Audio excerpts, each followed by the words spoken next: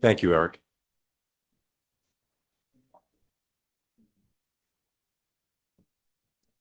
Good evening, everyone. Welcome to the Bristol Town Council meeting of January 28th. You could all rise for the Pledge of Allegiance. I pledge allegiance to the flag of the United States of America and to the republic for which it stands, one nation, under God, indivisible, with liberty and justice for all. Thank you, everyone. Welcome. Just a few quick notes. First, just hats off to the town in an outstanding way that the storm was handled. It was a lot of work to all, and it showed. And if anybody's been to another community around the area, you can see what great work happened. 2, go Pats. And 3, Madam Clerk, thank you. Mr. Chairman and members of the council, the first item of business is the consent agenda. Motion to approve the consent agenda? Second. Motion made by Tim, seconded by Tony. Any discussion? Hearing none, all in favor? Aye. Any opposed? Thank you. The next item on the agenda is the submission of minutes. These are the town council meeting minutes from January 7th. And if I can make a correction to the minutes on F1 to correct John Camillo's name, there's a spelling error from an I to an E, and then also in the present to strike out the town sergeant who was absent. We can just have a motion to that effect, accepting the minutes, those amendments. So moved. Second. Motion made by Tim, seconded by Aaron. Any discussion? Hearing none, all in favor? Aye. Any opposed? Thank you. The next item on the agenda is C1. This is ordinance 2026-1, chapter 17, article 2 to the alcoholic beverage establishments, section 17-82. And this is to decrease the number of BV liquor licenses from 33 to 32, first reading. I move that we constitute this first reading. Second. Motion made by Tony, seconded by Tim, as stated. Any discussion? Hearing none, all in favor? Aye. Any opposed? Thank you. The next item on the agenda is D1. This is Philip Fitting from Explore Bristol. This is a request for a one-day dancing and entertainment license on June 12, 2026 from 5 p.m. to 9 p.m. at Independence Park. Is Philip here? Philip, come on up. This is your opportunity for a 30-second commercial right up to the podium right there. Oh, yeah. Right here. I'm here representing our Rangers company. It's only right. Okay. See what kind of volunteerism we have here. Isn't that just Yeah, I know, wonderful? it's terrible. It's a community. I'm here representing British Motor Cars in Bristol. We operate under the auspices of Explore Bristol. This will be, I believe it's the 8th year of our car show in Bristol. It celebrates British antique automobiles, which by now means every car ever made in Britain. We divided it into 2 pieces, basically. On Friday, June 12th, we'll have what we call a pre-show down at Independence Park. We will have live music, and then beer will be served. That will be the only item. We generally bring about, I don't know, say 60 or 70 cars down there for people who want to come and see them close up. And then the following day, we go to Colt State Park. We're expecting at least 250 cars at Colt State Park. That will be running all day from, I believe, like 8:30 till 5. And that's just right across from the beach parking lot, very easy to find. But it's all collectors. I mean, they're all owned privately. People come from all over New England and probably as far away as, the Eastern Seaboard down to Jersey. Those people truck their cars in. They don't trust them to drive that far. But like I said, we've had a good showing. It's a growing popularity every year. We've never had any sort of trouble associated with it. And I think the people that do come really enjoy it. There's some amazing automobiles there. Phil, thank you for carrying on Mike Burns' initiative. We certainly appreciate you taking on the task. God rest it. And based on the positive recommendations, I make a motion that we approve it. Motion made by Tony, seconded by Mary to approve. Any discussion? Hearing none, all in favor? Aye. Any opposed? Thank you. Thank you. The next item on the agenda is D2. This is Philip Fittings for Explore Bristol. This is a request for the mobile food establishment event permit for the British Car Show and on June 12th, 2026 from 5 PM to 9 PM at Independence Park. Based on all the positive recommendations, make a motion to approve. Second. Motion made by Tim, seconded by Tony to approve. Any discussion? Hearing none, all in favor? Aye. Any opposed? Thank you. And the next item is D3. This is Philip Fittings, Explore Bristol. This is a request to sell and serve alcohol in support of the British Motor Cars in Bristol at Independence Park on June 12th from 5 PM to 9 PM. Based on the positive recommendations, make a motion to approve. Second. Motion made by Tim, seconded by Tony to approve. Any discussion? Hearing none, all in favor? Aye. Any opposed? Thank you. The next item on the agenda is E1. This is a 3-month review for AZJ Aiden's, doing business as Aiden's Pub, Michael Cokecroft, 5 John Street. Was from the modification of the dancing and entertainment license for expansion of premises. This was continued from October 22nd. Based on the police recommendation, I make a motion that we approve it with a 6-month review. Second. Motion made by Tony, seconded by Tim to approve with a 6-month review. Discussion? Did we have in our packet the recommendations from the police department? You did it. It's at the bottom. So if you Thank hit the you. little carrots. So, Michael, it was good to see you again. Good to see you as well. At the last meeting back in October, it looks like, we had some discussion about some issues that had happened. The report that came from the police department showed, and I'm doing this off memory, I don't have it right in front of me. I believe there were 10 instances. Of those 10, there was probably half of them that were, I'll call them non-justified. There was no issue on anything. But there were a few concerns there. Yeah. I agree with my colleagues that a 6-month review is appropriate.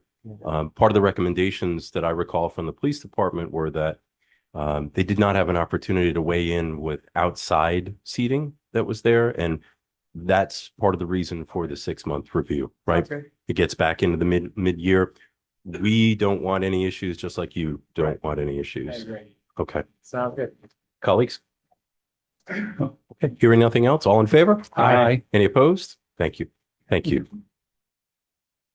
The next item on the agenda is E2. This is Kevin Amaral, Vigilant Brewery, 44 Baloo Boulevard. This is a request for modification to the dancing and entertainment license, adding additional days and hours. Based on the positive recommendations, make a motion to approve. Oh. No, you did. Motion made by Tim, seconded by Aaron to approve. Discussion? Yes, I have a question in regards to, because he's asking to go every day of the week until 9 PM outdoors. 10 Mike, is what it says. 10 o'clock, I said 10? Yes. It's 10. So with that being said, is not some of those days, it would be just Friday and Saturday, that he would be allowed to do a 10 PM outdoors, and all the other days would be 9 PM. Am I correct on that? So Friday and Saturdays outdoors, 11 PM. It's, Okay. I okay. pulled down the. I'm okay with the correction, but just somehow I was under the impression it was It says 10 on my. Oh, no, nine. Tony's question was, does the ordinance allow 10 on Oh, some okay. of those days? Not. So all outdoor entertainment shall cease by 10 PM on nights from Sunday through Thursday and 11 PM on Friday and Saturday nights. So Okay. during the week until allows through 10 PM and then on the weekends until 11 PM for outdoor. I'm Okay. good. Thank you. You're welcome. Did you want to share anything? Basically, we were just extending the hours to accommodate some private events on days when we're not open. But what really provoked this was 4th of July committee. We're going to start doing some fundraising events with them. Most notably the Queen of Hearts, which will be coming up as soon as they get that wrapped up. But just looking forward to working with the committee and raising some funds for it to help support the cause. So, And you're Kevin, correct? yes. Excellent. Okay. Okay. Any other questions from the council? No, lots of luck. Hearing nothing else? All in favor? Aye. Any opposed? Thank you. Good luck. Mr. Chairman and members of the council, the next item on the agenda is F1. We have Frank Fales, the Carnival Chairman for the 4th of July Subcommittee. This is a request for the use of the town common for the carnival starting June 19th through July 4, 2026. and that's from 5 to 10 p.m. And then this also includes the shutdown of the carnival will be at 10:30 p.m. and on the 4th of July from 12 to 6 p.m. The setup dates will begin on June 15th with the removal dates of July 5th and 6th. Based on the recommendations, I make a motion that we approve it. I'll second the motion. I can't believe we're talking about 4th of July. It's hard to believe with it being so cold, but here we go. Yeah. Motion made by Tony, seconded by Tim to approve as presented. Any discussion? Well, it certainly is good to think about it with all the snow. It's been warm weather. True, Tony, true. Something to keep us going. Any other discussion? Hearing none, all in favor? Aye. Any opposed? Thank you. The next item on the agenda is F2. We have Mary Ann Bergenholtz, 366 Hope Street, Unit 1. This is requesting council consideration to maintain the current number of BV liquor license of 33 to allow for the application for Restaurant Bistro 205. Welcome. If you could state your name and address for the record. Mary Ann Bergenholtz, 366 Hope Street, Bristol, Rhode Island. Welcome. So Thank you. you are in front of this council asking us to, well, you heard earlier in the agenda that we had a first reading, which is a hear ye, if you will, to talk about removing one of our liquor licenses. And you're asking us, or your petition is to not do that, not move forward with that. Tell us more. Yeah, so this is our first public announcement that the Bergenholtz family is going to start a restaurant at 205 Thames Street. We're taking the space and we're making it into a family restaurant that is a little bit above average, but with affordable prices. And Tom Bergenhouse, 366 Hope Street. So yeah, what our hope is that we probably will employ anywhere from 18 to 20 people. As Mary Ann said, it's it's not really real fancy, but it's not really below the level either. So we're in the process of hiring right now chefs, wait staff, front of the house, back of the house. And so, you know, we've the building, as you know, 205 Thames Street is part of our deal with leasing the building from you guys. So it's something that we've always wanted to do, and it's been vacant for a while, and it was time to do it. So we're really going to need the BV liquor license to make it a success. Council? Quick question. So I think you just answered it, because when I was going through the materials, I was wondering who was going to be running this restaurant, who's owning the restaurant. Like, you didn't say you had a lease with some such and such a company. So you guys are going into the restaurant business, is that it? Yes, Okay. Well, good. thanks. See how that goes. Yeah. Good luck. That sounds like a fun thing to do. Why not? Why not? You're doing Thanks a lot of other stuff anyway, right? You do a lot. That's right. Um, Thank you. okay, thank you. Thank you. You done, Mary? Yes. Good. Hey, thanks for showing up today. Oh, And my pleasure. it's amazing what you guys have done with that property and everything. And it's really nice to know that there's going to be a restaurant in there and everything. Do you guys have any experience in the restaurant business? Have you Yeah, done any work there before? Yeah, our son has had about 15 years in the restaurant Okay. business, our youngest son. So I was going to ask that. Well, first, congratulations, you guys. I'm glad you're And moving we- forward, and I'm sure you'll be very successful. I know tonight was the first reading, and then the second reading will be what, Madam, another 3 to 4 weeks before we February have the 11th. second reading, 18th. February 18th. Thank you. February 18th. Correct me if I'm wrong, Madam Clerk, they can submit their completed application right away, right? Can we time this in a way to keep the process in place without, The council would also require a public hearing okay? for that liquor license. So we do need to send out abutters notices and advertise in the local paper. So the advertising already went out for this week. So it would be most likely for the March Mark, 11th council meeting for the adoption of any ordinance change as well as the public hearing. So if the council so chooses, it would be a call for public hearing at the March 11th council meeting. okay. We have put our applications in and want to thank You did. Melissa for being Okay. very helpful Oh, in good. that process for us. She Thank you. answered a lot of questions and really walked us right through everything. Appreciate it. So I took a moment to look through your application like my colleagues did. You gave us proposed menu, including bistro, 205, spirits, cocktails, wine, and beer. Our past practice, this council's past practice, is that if you have not held a liquor license in town in the past, then we would consider a limited BV, so beer and wine, and then to make sure that you are a good neighbor, if you will, for lack of a better way of sharing it. And then after that 6-month period has gone by, come back in front of the council, and we would certainly consider a full liquor license once that 6-month period has gone by. And we've done that in all the time that I've been on the council and way before that too. I would absolutely be in support of that. This license is a full BV license, and we've never given it, not since I've been on the council, unless you've held one before. An example is we've had 2 restaurant owners that opened new restaurants, but had a history with us. So though they actually own the rest of the business and all of that. So for myself, absolutely would be supportive of next steps for a limited BV. Happy to have it on I'll follow the clerk's suggestion on our March 11th meeting for a first reading on that. But I don't know what my colleagues think. And Chairman, I think it's important to point out when that time clock starts for them, that's 6 months. So sometimes it actually works out for a lot of restaurants. By the time they open, they're almost out 4 months, 4 or That's right. 5 months. So it ends up not being it ends up being a great workout timing wise. So It's when you submit the application, correct? Is when that time, It's usually when we grant it. It's a Granted. 6-month from the granting. okay. So From the date that the license is actually issued. So the Issued. council grants the license at the meeting, but the issuance date may be different than the actual date of the council meeting. Mhm. So it would be when they come to pick up their license and open. When are you Generally. hoping to open? Yeah. I was just gonna When is say, the we're timing? hoping to open mid-May.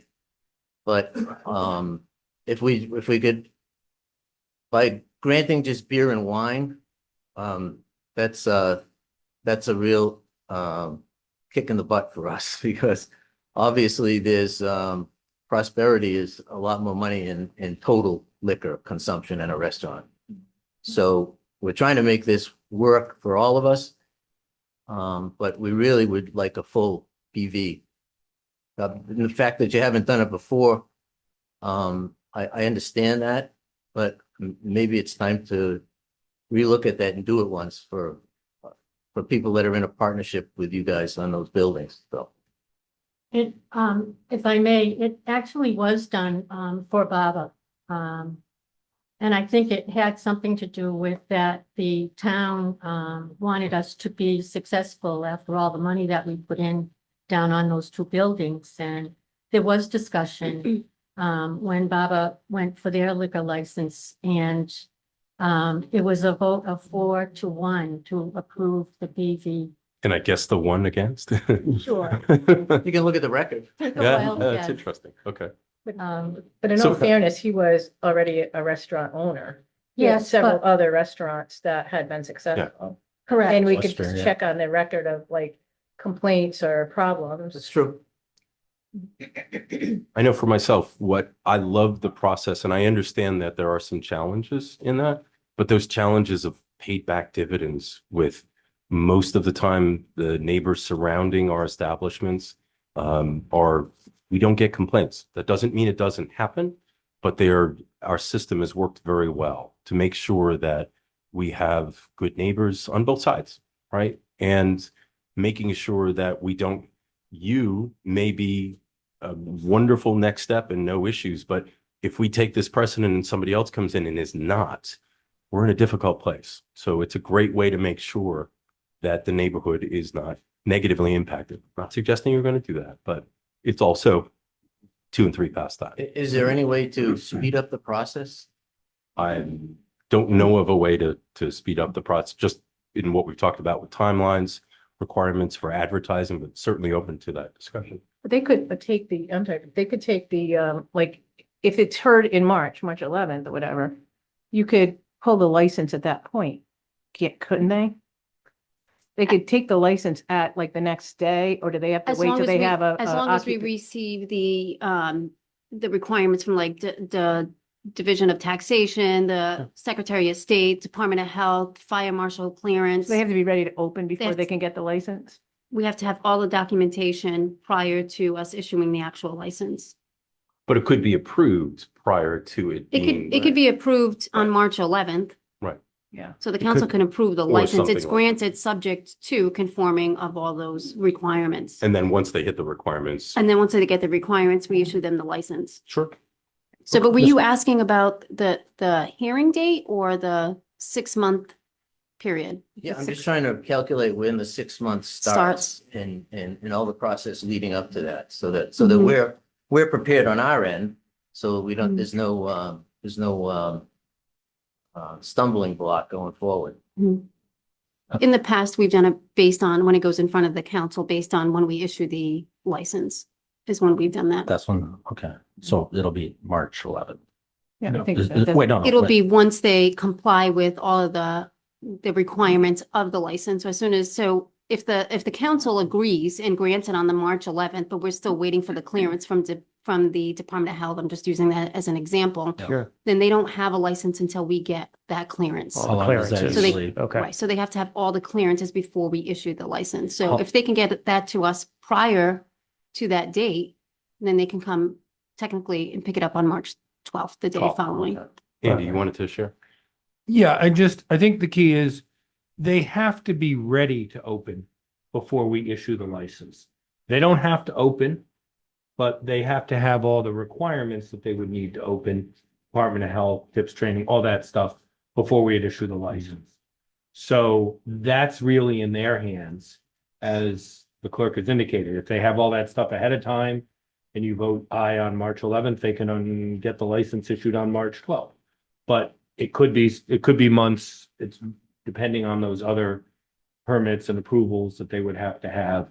And then when it's issued, that's when we start the 6-month clock. Even if they don't open for a month or so later, the clock will start the date the license is issued. Got it. Okay. Mr. Chairman, can I ask the solicitor? Of course. Yeah. Mr. Solicitor, is it common for towns to have the 3-month period from the BV to the limited BV to the BV? Like, I know I'm really putting you on the spot right here, but I know that you're also, you also participate in a lot of other municipalities. I don't know if it's common. It's certainly not unknown. There's usually a lot of communities have different methods of basically probationary periods. I don't know of anyone that's got a real consistent policy like Bristol does, but usually there's a lot of other ones that are similar in effect. Thank you. Tony? If I may briefly, that's a very good question. However, I think for all the time that I've been here, we've been very consistent, going to 6-month withholding, prior to, especially if we don't know the business, we don't have any experience and we don't have any background of the business, the likelihood is that we are very consistent at 6 months. I mean, a lot of this started, in years past because of problems that we had with establishments who either turned into bars, said they're going to be these great restaurants, whatever. And so we gradually, over many years, gone to some sort of various policies. This is probably the most effective one. I mean, many people are not real happy in the beginning, but it usually works out okay for them. I think we understand that you're going into summer, the busy time, and that may be in there, but I would say if you can get all that stuff together so that you can get your license on March 12th, that will save you a couple of months. Yeah. I mean, one thing I just want to say too, and, we've opted, I guess you'd say, to grant the licenses as people come in for them. So there's no property rights. Like in some cities, there's a property right, you're gonna get the thing and you get the liquor license all set. We don't do it that way. And we would you would be starting over even if you were looking for either if you had bought the business from the prior, I understand like the relationship of the lease and all that, but you would come then for a transfer for the name, or you'd be starting all over again, but it still works out the same. It's the same basic process. And we have had people who might have had a BV in their just like you do, in their business, location, but they have no prior experience, so they get the limited. So, Mary, can I ask a quick question? Since it seems like you have some institutional memory here. You were talking a little bit about you were having some issues with some prior establishments and everything like that. Were these like bigger establishments where it was like super large? A lot of people were going in there, like college students drinking and things like that, or were they also like small, intimate type of establishments as well? Well, I think it's probably a combination of both, but I think you have to keep in mind like how restaurants and businesses and drinking and everything else has changed over the years. Like, I mean, we don't have some of the more college-bound establishments in the way we used to downtown.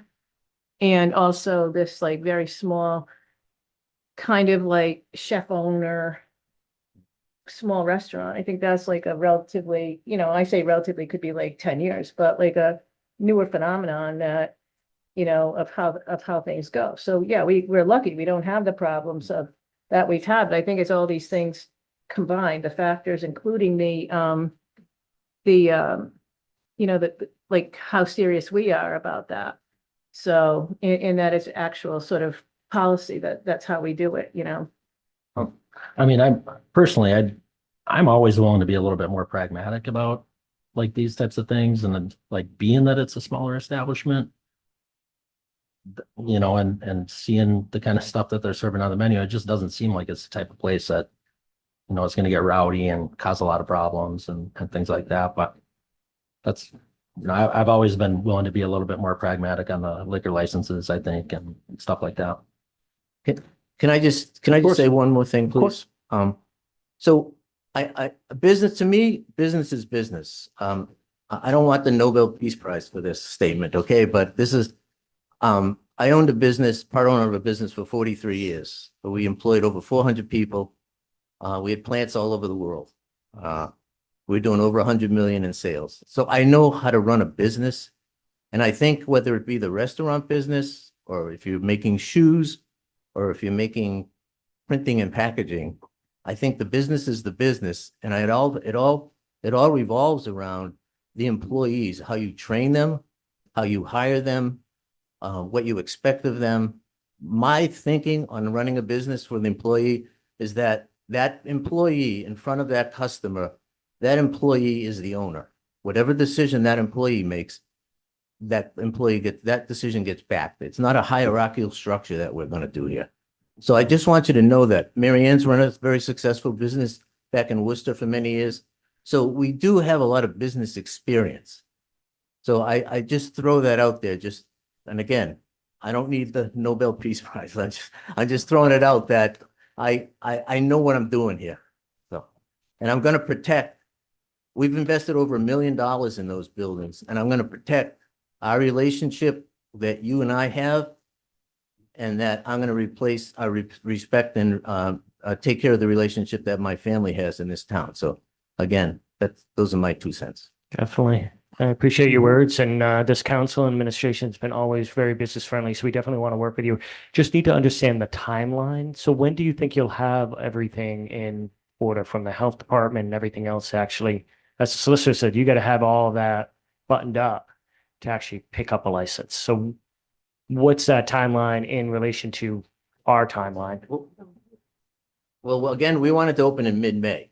So, Right. We've been working with Melissa and we've been working with the state. And so we're in the process of doing all that. Okay. I don't have. You don't know. I Of don't, course. Tim, Yeah. I can't Yeah. tell you that next Thursday we're going to get that from. Right. But We know the urgency.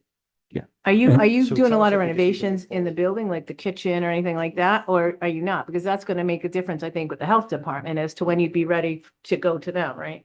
Yeah, So you are? yes. Oh. So that's all been, actually started that. Okay. Go ahead. I'm sorry, Nick. I just want to introduce myself. My name is Nate Bergenholtz. So I am the youngest son who has the restaurant experience. And I just wanted to give you a little background about myself. So I have 15 years in the restaurant industry, from Boston, Chicago, Washington, D.C., and Baltimore. I've done everything from washing and bussing dishes all the way up to management positions. It's been a couple of years since I've been in the industry. but this opportunity presented itself. I think it's a great opportunity. I think it can really help the local waterfront down there to, create an entity that is going to be family friendly. It'll be respectful to the neighbors.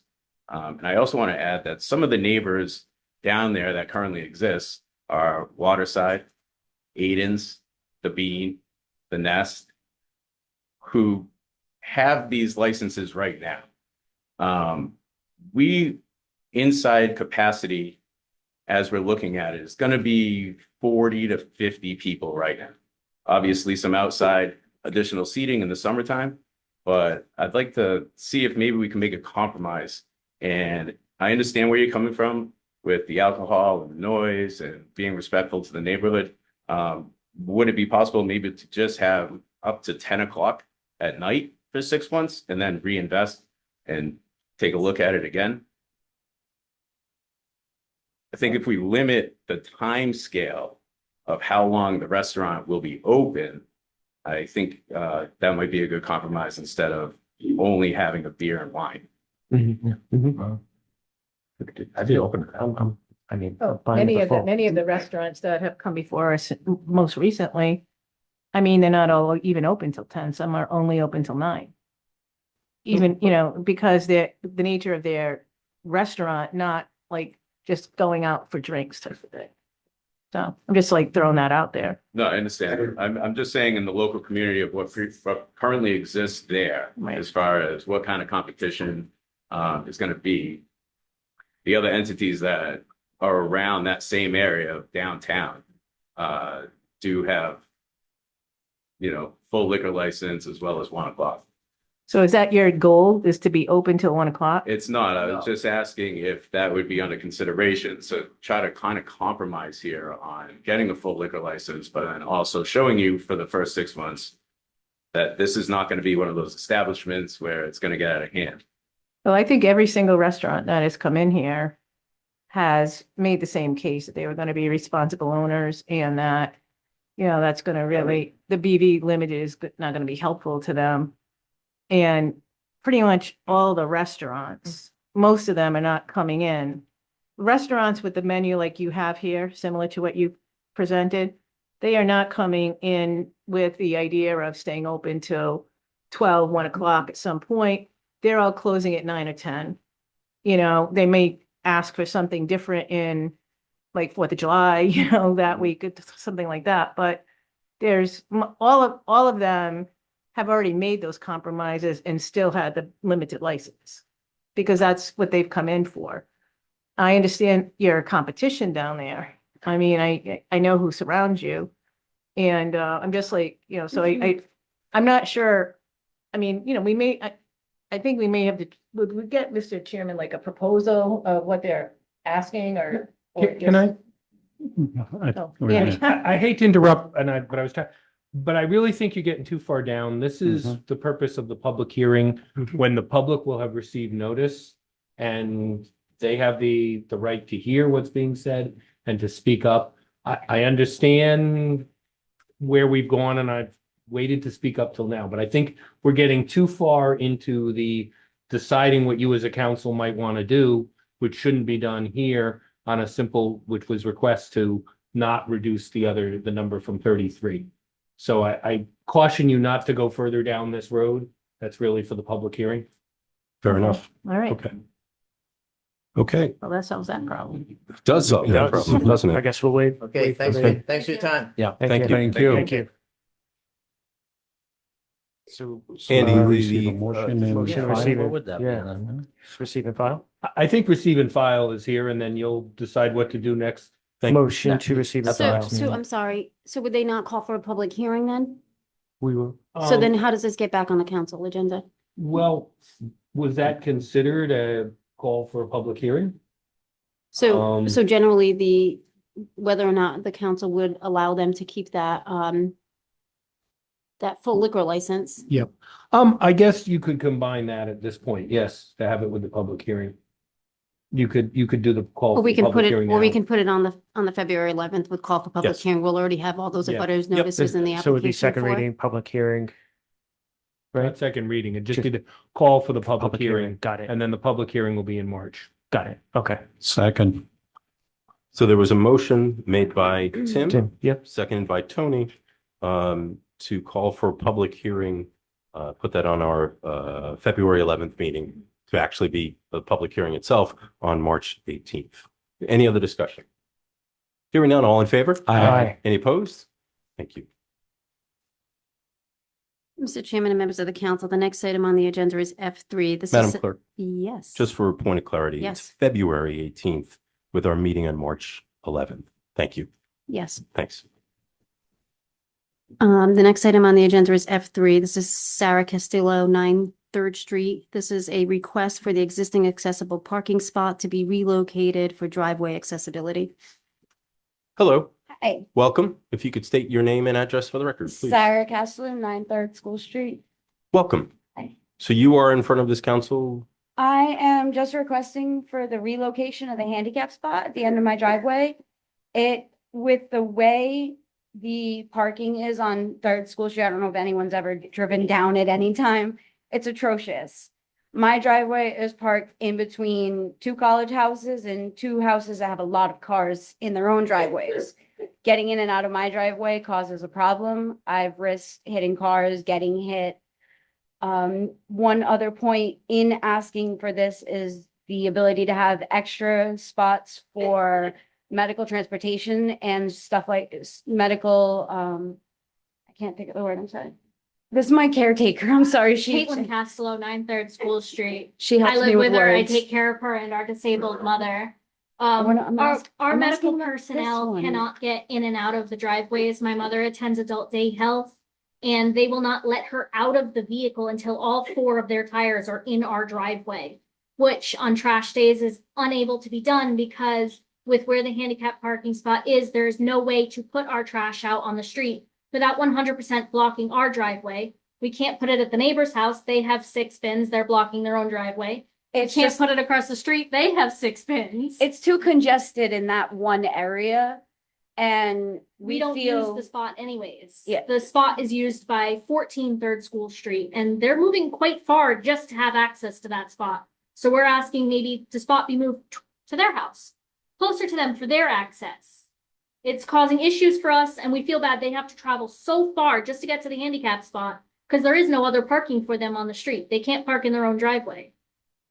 So do you know who requested? did. we this- did actually. The handicap spot? Yes, It was for- actually my mother requested it for my grandfather, Raymond Green Senior. He had requested, at the time, he was a very big camper. And he had a 36-foot camper in his driveway and needed a place to park. And kept having trouble finding parking in the area and being able to walk that far. So he came before you guys, I believe in 2017, and requested the handicap spot be put there.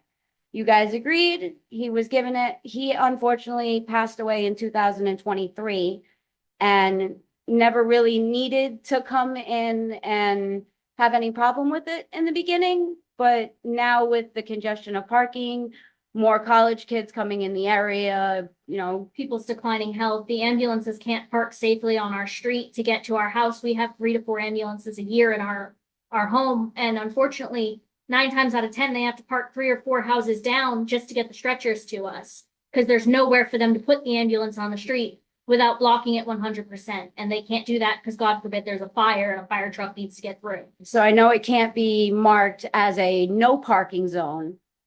But I'm asking maybe to just relocate the handicap spot so that way it's an open parking spot. So that can way we- there's not a car in it all the time. So, Oh, I'm sorry. No, it's okay. It was- It's okay. So our recommendation, and I'm going to ask the chief to weigh in a moment. The recommendation was to deny the request. A little bit of background, and I'm going to have the chief ask the chief to weigh in a little bit more about why that recommendation was found that way. We changed, and I'm going to say more specifically, the chief changed how we look at parking spaces, whether it's no parking or handicap parking. Part of the process is to take their larger SUV and see if they can pull into a spot, pull out of a spot, such and so forth. The chief will speak on it a little bit more clearly than I am right now, but simply put, there's very consistent steps that they take to then recommend approval or denial. Chief, could you weigh in on this?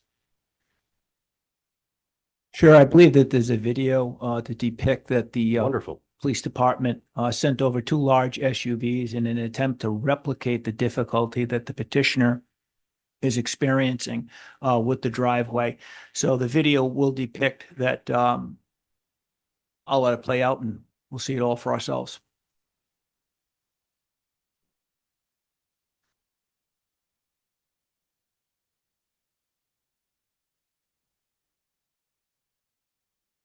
That was the whole video. So I believe they also do it in the opposite direction as well to show that with ease, they were able to exit that driveway. Eric disagrees with you. It's only one video. Are you just playing the other one, Eric?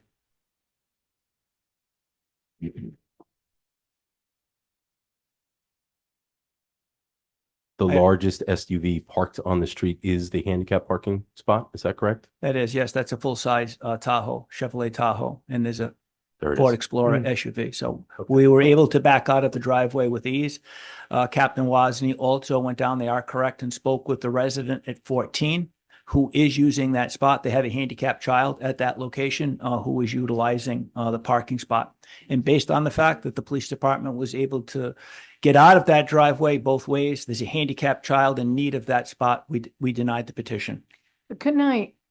Yeah. Can I just ask a question? Like, wouldn't it be easier, maybe not easier, but like more efficient? Like when people no longer need a handicap spot, they usually come, write a letter to us and say, we don't need this any longer. My grandfather passed away, whatever the case may be.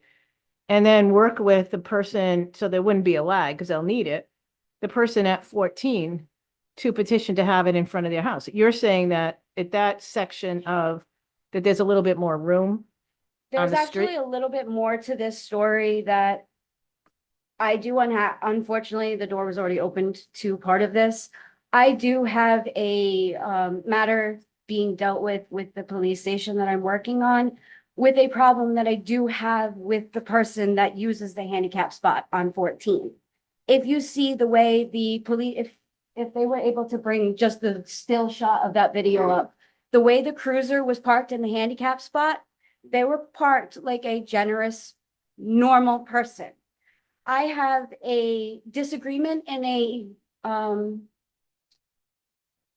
I have a situation that I'm currently in the process of dealing with the person that uses it, and it's a hate relationship that has actually caused problems with this car, which is another reason why I did mention about wanting to petition to just move it. I don't want to make it put it in front of her house where she can use it closer for her kids to get close in and out of the car was all I was asking. In that Well, the thing video, that you asked for Wait, it, so just you one could second, get, you can get what, you could ask that it be removed, can't they? That was originally what I had thought, and that's why I did start this, I guess, petition to just move it across the street. That way it eliminates one of the problems that I am already having while I continue my legal actions towards the situation. In the video, you see that the cruiser is parked maybe a foot and a half back from the edge of the line.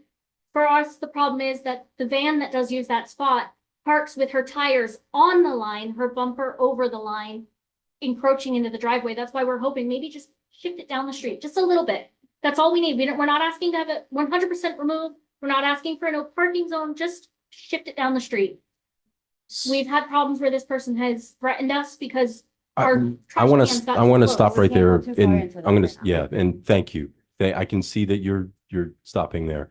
Why don't we do this and you council can tell me what your thoughts are, is that there is in what we've been told thus far, I don't see this being resolved this evening. What would be great is possibly an offline meeting.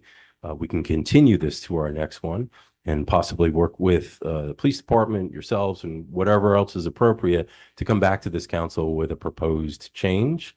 I've heard my colleagues say many times that a handicap parking space, even though you ask for it, is not yours, right? No, I'm Everybody well with a aware handicap, of and that. nor did you say it, right? But if you've got a placard, it belongs to everybody who has a placard, right? So in this instance, it is being used, we were told, by two other residents? If not, okay. One So house, I may be if, misremembering. I apologize, but it's the- certainly one. The people who live at 14 Third School Street is the family that uses the handicap parking spot in front of 9 Third School Street. Okay.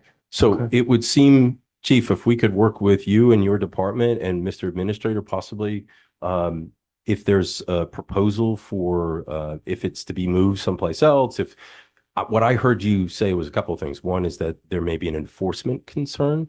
I'm not saying lack of enforcement, but enforcement necessary if somebody's not parking correctly. We don't, I'm going to speak for you, Chief, on this. We don't tend to get to, if we went around all day with the 1 foot and 2 foot, everybody would have a ticket, right? So I didn't hear you say that either, but there's got to be a little bit of give and take. But I don't hear this being resolved this evening. My colleagues, if you disagree, I would suggest that we continue this, and if we could work with our police department, I'm happy to be part of the conversations, to look for something to come back in front of this council and say, possibly move the handicap, working with the neighbor who does use it right now.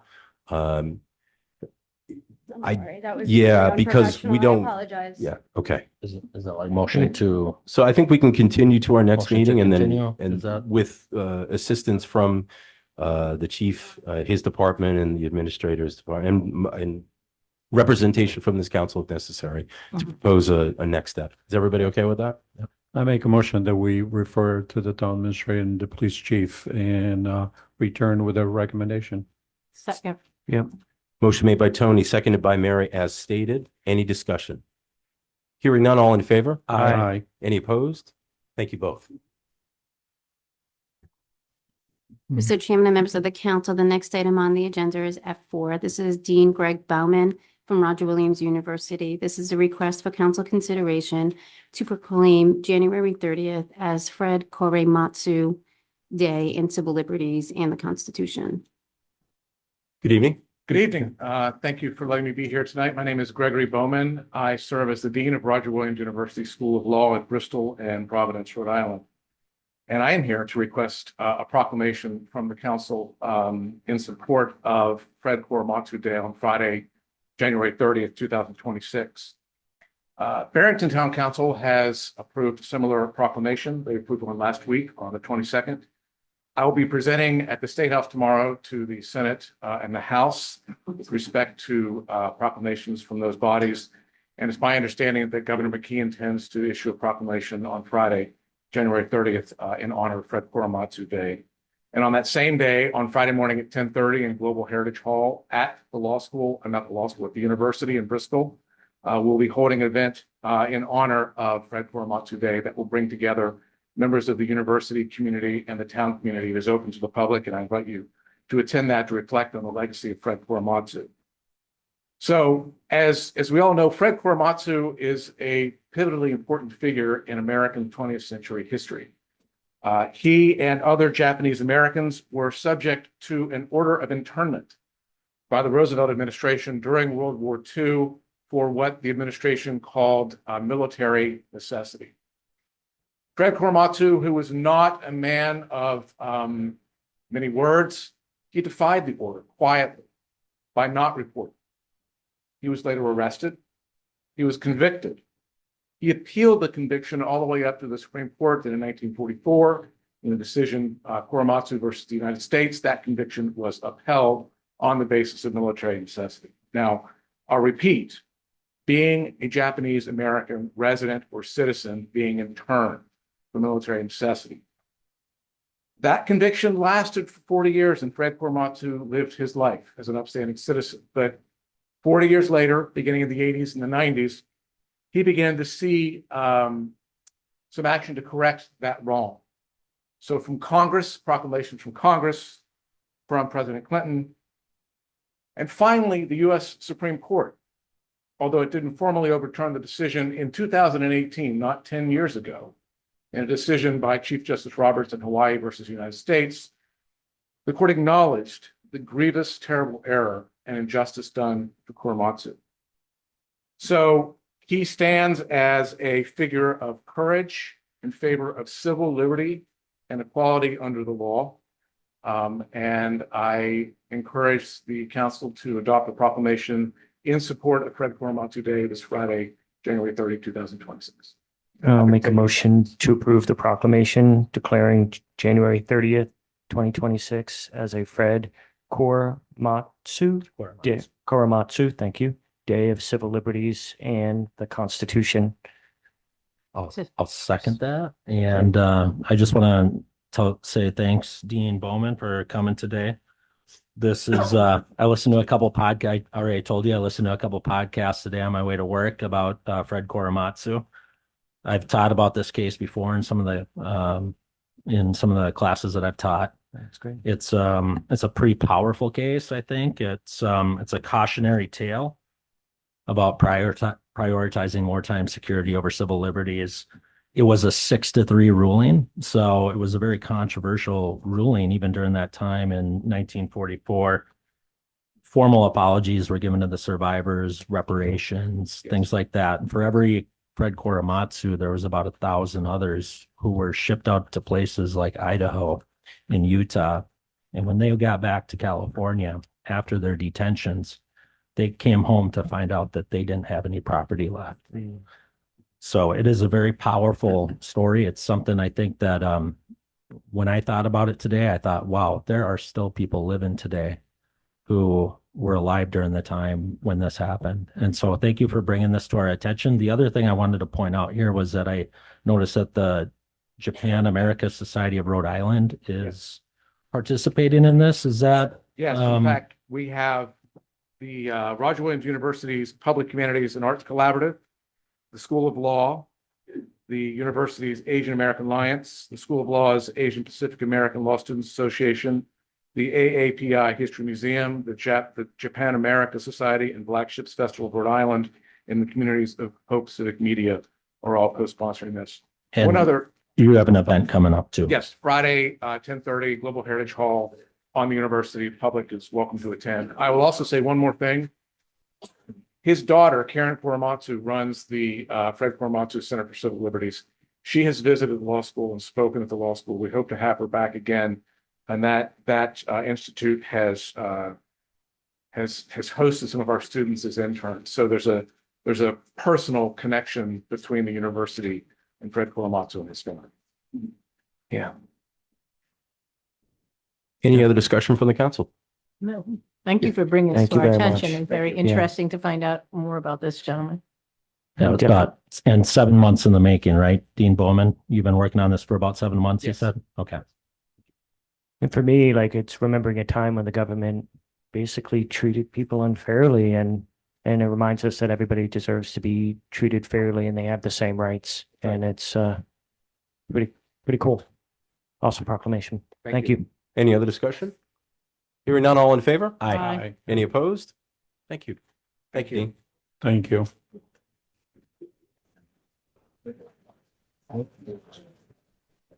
Mr. Chairman and members of the council, the next item on the agenda is G1. This is the tree warden. The one-year term set to expire January 2027. And we have Steve Saraceno with interest in reappointment. Based on the town administrator's recommendation, I make a motion that we reappoint Steve. Second. Motion made by Tony, seconded by Mary to reappoint. Any discussion? Yes, Steve certainly has provided a great service to us and the residents, and it's much appreciated. So thank you, Steve. I'd like to add to that. Steve is a gentleman, and trees tend to be very touchy subjects. So he approaches the residents in favor and in opposition in the same way with respect. So nice job. Side note, Madam Clerk, right now, the charter says that we must reappoint the tree warden in our first meeting in January every year. I'd like you to make a note, if you could, that at our next charter review commission, that we look at making it a 2-year appointment and have it off election year. I think we also have to look at the state statute, because I think the state statute also dictates part of that. So I will make a Good. note of that in the charter, and then we can also review I'd the like to state do that statute. instead of every year. Yeah. Any other discussion? Just want to let my colleagues know over the years, I know he has been constantly got fantastic customer service. I hear from the residents of town that he's there when you need him, and he's constantly willing to work with you. So we definitely got a good tree warden. I can see you blushing from here, Steve. Deserve it. Any other discussion? Hearing none, all in favor? Aye. Any opposed? Thank you. The next item on the agenda is G2. This is the Board of Fire Engineers with terms to expire February 2027, and we have the recommendation from Fire Chief DeMello. Based on the chief's recommendation, I make a motion that we approve it. Second. Motion made by Tony, seconded by Mary to approve. Any discussion? Hearing none, all in favor? Aye. Any opposed? Thank you. The next item on the agenda is G3. This is the North and East Burial Grounds Commission. This is one 5-year term expired. One 5-year expired term ending January 2031, one 5-year unexpired auxiliary member term ending January 2028, and one 5-year unexpired term ending January 2029. And we have Joshua Cabral with a letter of resignation and Salome Farre with a interest in appointment. I make a motion to approve, to accept the letter of resignation with a letter of thank you for his service. And also re-advertise and set a time for an interview for Sarah, I believe you said. Yeah. Salome. Solomon, I'm sorry. I'll second that motion. Motion made by Tony, seconded by Tim, as stated. Any discussion? Hearing none, all in favor? Aye. Any opposed? The next item on the agenda is G4. This is Rogers Free Library Board of Trustees, and this is for 2 3-year terms set to expire January 2029. And we have Casey Fijo with a letter of resignation and Marie Knappman with interest in reappointment. I move that we reappoint Marie Knappman and go through the advertising process with the library that we have in place for the other position. Got a letter of thanks. Oh, yes, and a letter of thanks to Casey. You got it. I'll second Mary's motion. Motion made by Mary, seconded by Tim, as stated. Any discussion? Hearing none, all in favor? Aye. Any opposed? Thank you. The next item on the agenda is G5. This is the Special Constables Fire Police appointments to fill 1-year terms set to expire January 2027. And we have the recommendation from Fire Chief DeMello. Based on the chief's recommendation, I make a motion that we approve it. Second. Motion made by Tony, seconded by Mary, as stated. Any discussion? Hearing none, all in favor? Aye. Any opposed? Thank you. And the last one for appointments is the Special Constables, Private Investigators, Matrons, and Retiree Officers. And this is for appointments to fill 1-year terms set to expire January 2027. And we have the recommendation from Police Chief Lynch.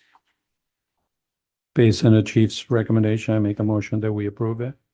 Second. Motion made by Tony, seconded by Tim, as stated. Any discussion? Hearing none, all in favor? Aye. Any opposed? Thank you. And this is the end of the boards and commissions. The clerk is pointing out to me that every meeting I say the same thing. Thank you to our boards and commissions. It is not an easy task sometimes. I can think of some recent meetings where, planning board had a recent meeting that was full and it was a bit contentious.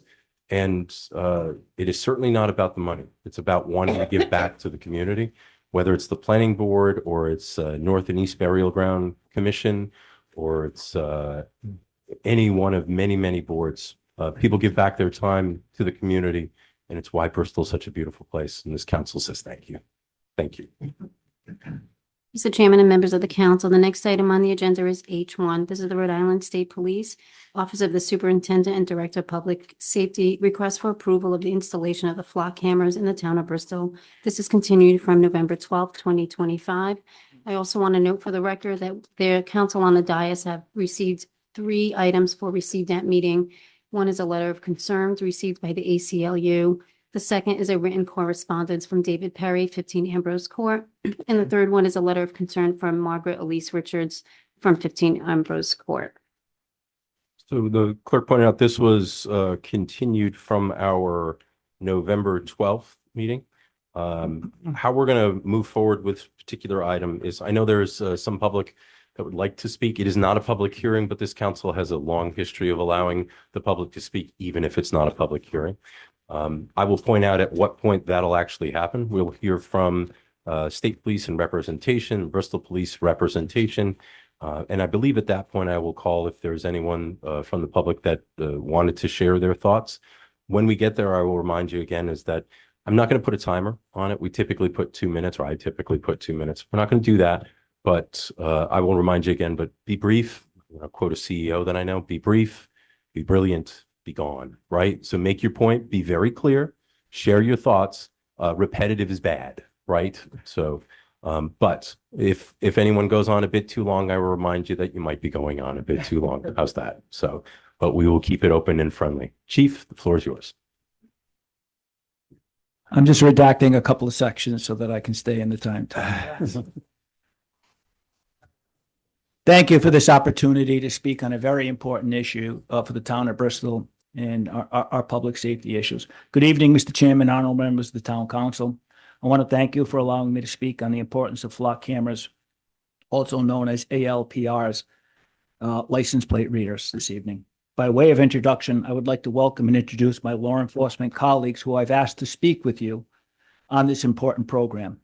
Notably, throughout the hearing, I stand to answer any questions that any member of the council has. This evening, I've asked Colonel Michael Winquist of the Cranston Police Department and Secretary of the Rhode Island Police Chiefs Association. City of Cranston is one of the tenured communities to have flock program, and Colonel Winquist generally speaks on flock as a representative as a board member of the Rhode Island Police Chiefs Association. Also, Captain Stephen St. Pierre, a 23-year veteran of the Bristol Police Department, Bristol resident, who is the commander of our detective division, to kind of outline some high priority areas of Bristol where flock cameras would be prevalent and provide some resolve. And also, Lieutenant Jonathan Premiano from the Providence Police Department. You might have seen him in the Providence Journal. He is the commanding officer of the Technology and the Computer Crimes Office that was created under mayoral laws, or I believe, and supported by the current Mayor Smiley. And he has also spoken recently nationally about the incident that happened at Brown University and how the flock camera program helped identify the shooter, Claudio Valente, in that horrific incident. As you know, I prepared a 10-page commentary on issues that were raised both formally and informally in the town of Bristol. I hope I provided you with adequate research findings to address those concerns. Moreover, I would like to thank the residents and the other concerned citizens who opposed this program, as I truly listened to your concerns and built the best safeguards and guardrails possible in our written policies and procedures to address their important privacy concerns. As your chief, I humbly respect your concerns and commit to administering this program, if approved, with the highest degree of resolve and leadership. The horrific incident at Brown University has shaken our state and our country. We've been working feverishly to harden our school safety initiatives in Bristol, to include recent meetings with Roger Williams University. During these meetings, they too agree a flock camera program is a fantastic investigative tool to have at our disposal with proper safeguards on privacy concerns. I remain more confident that the Rhode Island State Police has addressed those concerns in their written directive, their memorandum of understanding, and I've also drafted a policy to further bolster the licensing access afforded to the Bristol Police Department under the state police program. The Bristol Police Department and the Rhode Island State Police are both state and nationally accredited and adhere to the strictest standards and guidelines of professional policing. My support of flock is simple. I have a duty, a professional calling, to find a missing or abducted child, to bring a senior suffering from dementia or mental illness who is driven off, whose family can't locate them, to respond to silver and purple alerts with resolve. You'll hear how flock located Claudio Valente, the shooter at Brown University, who shot 11 students and killed 2. Mere kids in my eyes, as they innocently studied for finals. While Providence is the capital city and has higher pockets of crime, this happened in a quiet, private university, a study hall, And this could happen in any small town like Bristol, which hosts Roger Williams University, my alma mater. I would like to acknowledge that law enforcement officials rely on a host of issues in solving crimes and databases that give us the authority of looking into a person's background in much greater detail than Flock. Simply, Flock takes a photo of the rear license plate and the hatch of a vehicle and a check with the NCIC database to see if anything has been entered. It doesn't tell us who owns the car, who's driving the car, just a photo as the car drives by. Not any different than anyone here tonight on the dais or the gallery of walking out onto Court Street or the parking lot and taking a picture of a license plate affixed to a car on their cell phone. That's it. They really are not as intrusive as people have made them out to be. They're no different than the DOT cameras on all of our highways. They're no different than the transponder on your car every time you drive over one of our bridges.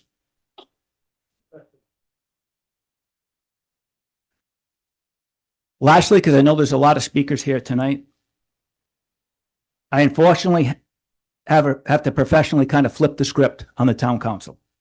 If for some reason this honorable council decides to not move forward with this program, I must ask you a difficult question. Would I be forbidden in reaching out to my law enforcement contacts, state police, crime centers, fusion centers, Colonel Winquist from the Cranston Police Department, Nespin, and request that they take our investigative information and process the information into their Flock camera system if I knew it could solve a crime or find a missing or an abducted child? So my question to the council is, I respect your decision, whether you support it or you find that it doesn't meet a program that you want to have in the town of Bristol. I may be faced with a horrific event that happens in this town. And I know that if I plug that vehicle description in or a partial plate, and my colleagues who have this program can help find a missing child, a missing senior, or somebody that committed a horrific act like they did in Brown University, I'll need direction from this council if I can do that. At this point, I would like to ask the professionals that I've asked to come give this council what I believe to be the proper information to better understand the Flock camera system program, what it does and what it doesn't do, to aid you in making your decision. I'd like to ask Colonel Michael Winquist of the Cranston Police Department to come forward. Colonel?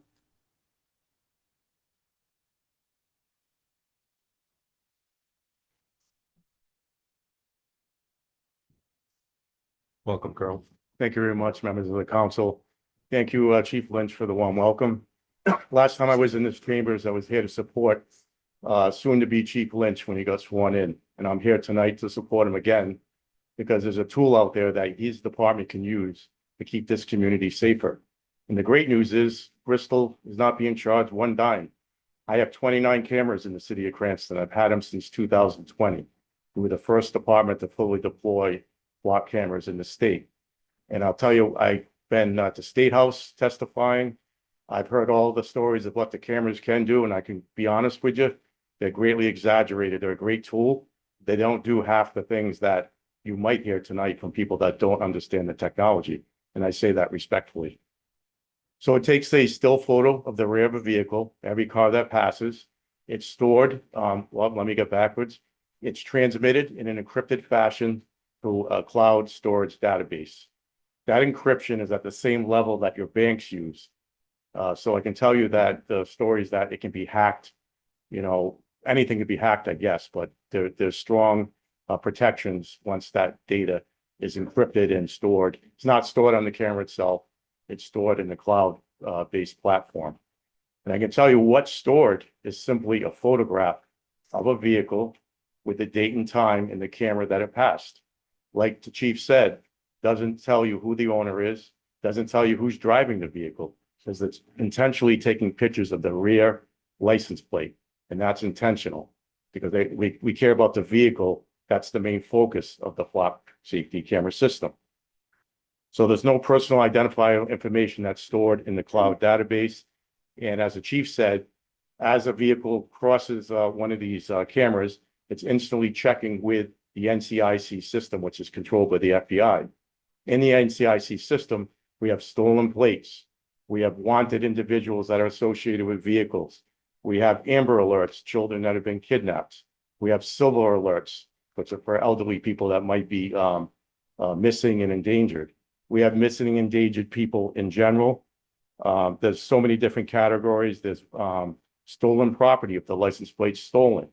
And I know, Bristol's has the fortune to have a great police department, and you are one of the safest, I believe, if not the safest communities in Rhode Island. But I ask you, do you want to remain the safest community? And do you want to leverage the technology that's out there and give it to your officers to do their job even more efficiently and effectively? And I can tell you that our goal and Flock Safety's goal is 0 crimes. Is it achievable? I don't know, but I can tell you, I'm sure there's crime in the town of Bristol. You're not exempt to it. I'm sure there's houses that get broken into. I'm sure there's cars that are stolen. I'm sure there's vandalisms that take place. But these are the things that happen in every community. Maybe you don't have the volume of these events, but they occur. And I can tell you that the chief mentioned, God forbid something happens, you host the largest 4th of July parade in the country. I know that I've been there when I was with the state police. We help with security at those events. You have a lot of large gatherings. God forbid somebody commits a heinous act like the Brown University shooting, and somebody's able to get away and nobody gets a good description of the vehicle, then you're starting from 0. And it's going to take a long time, if you're lucky enough, to identify the person that's responsible for that particular crime. So the good part about Flock is it's not just an investigative tool. It preempts somebody coming into your city or town.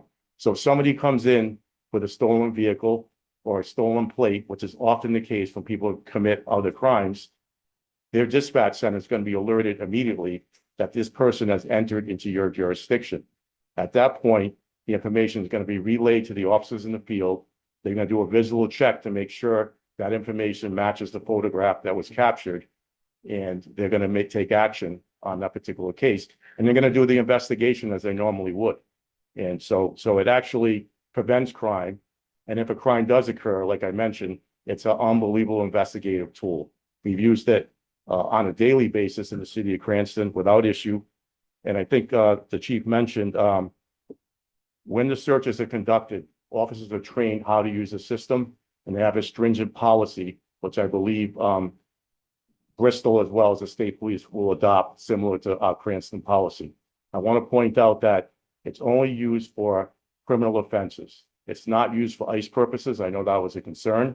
A matter of fact, in the Flock system itself, the administrator can check off the categories of what other people can search that system for. And ICE is one of those check boxes. So if the state police and the Bristol police check off the box that ICE checks cannot be performed through the Flock system, they cannot be performed. If I search his system and I on the drop down, I indicate that I'm searching for an ICE administrative warrant, it will tell me that it's not allowed in that particular system. So there is checks and balances. Everyone's very sensitive to that. Believe me, we have bigger fish to fry. We're not out working with ICE on a daily basis. We're not giving them access. We're not allowed to give third-party access to somebody else. Everybody that we give access to our cameras, we have an MOU with, they have to follow the same standards that my department follows. And we do routine audits. Every time you search that system, it leaves an indelible history of who searched it, the reason why they searched it, a case number. And we do routine audits to make sure that that information matches up with a case, make sure the system's not abused by anybody that's in the system.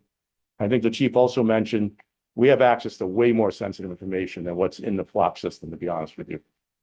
You have to trust your law enforcement. At the end of the day, you swear them in, you give them firearms, they could take a life, they could take your freedom. At the end of the day, you have to trust them with this tool. And I believe that it's going to be used responsibly. The town of Bristol is an accredited department nationally, locally, a well-respected police department. And I will tell you that if Bristol does get the cameras, obviously I'll share. I'm already sharing, I believe, with Bristol. But I think the network of cameras that are out there, I have 29 in the city of Cranston. That may sound like a lot of cameras.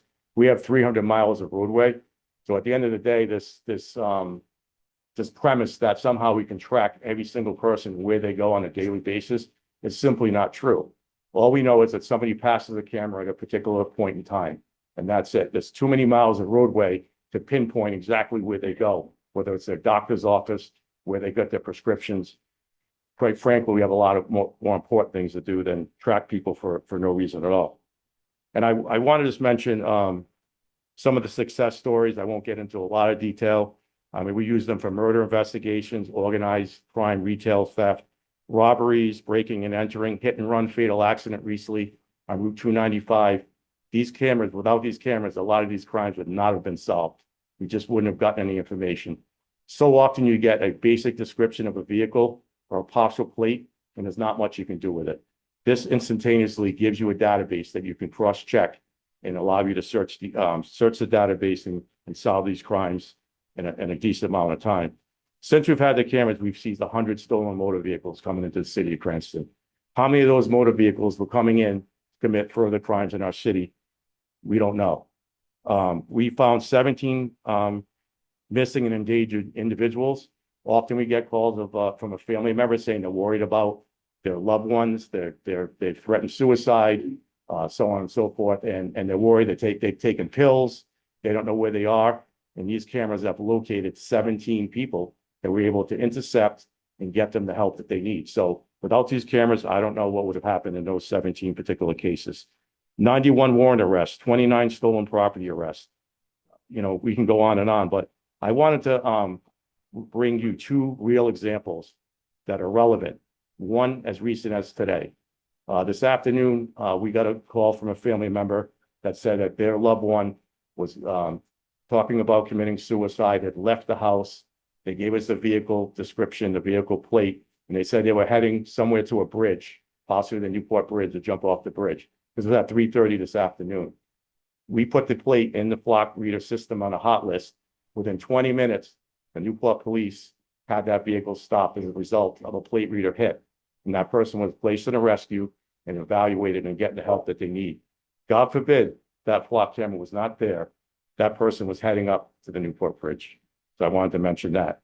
Another example is actually local to Bristol. I was talking to a friend of mine that runs an auto body place here in Bristol. And we were talking about the cameras, and he said, I wish we had those. What's the story with that? And he told me, I wish I had them the other night. He said, two cars drove into my parking lot during a storm. They banged into two of my cars. They took off. He goes, I got a description from my camera, but I don't have the plate. Now I'm out thousands of dollars. We have no idea who this person was. I guarantee if you had flock cameras on 114 and 136, you'd have that vehicle already. You'd solve that crime. So every business owner, every resident deserves to have this protection.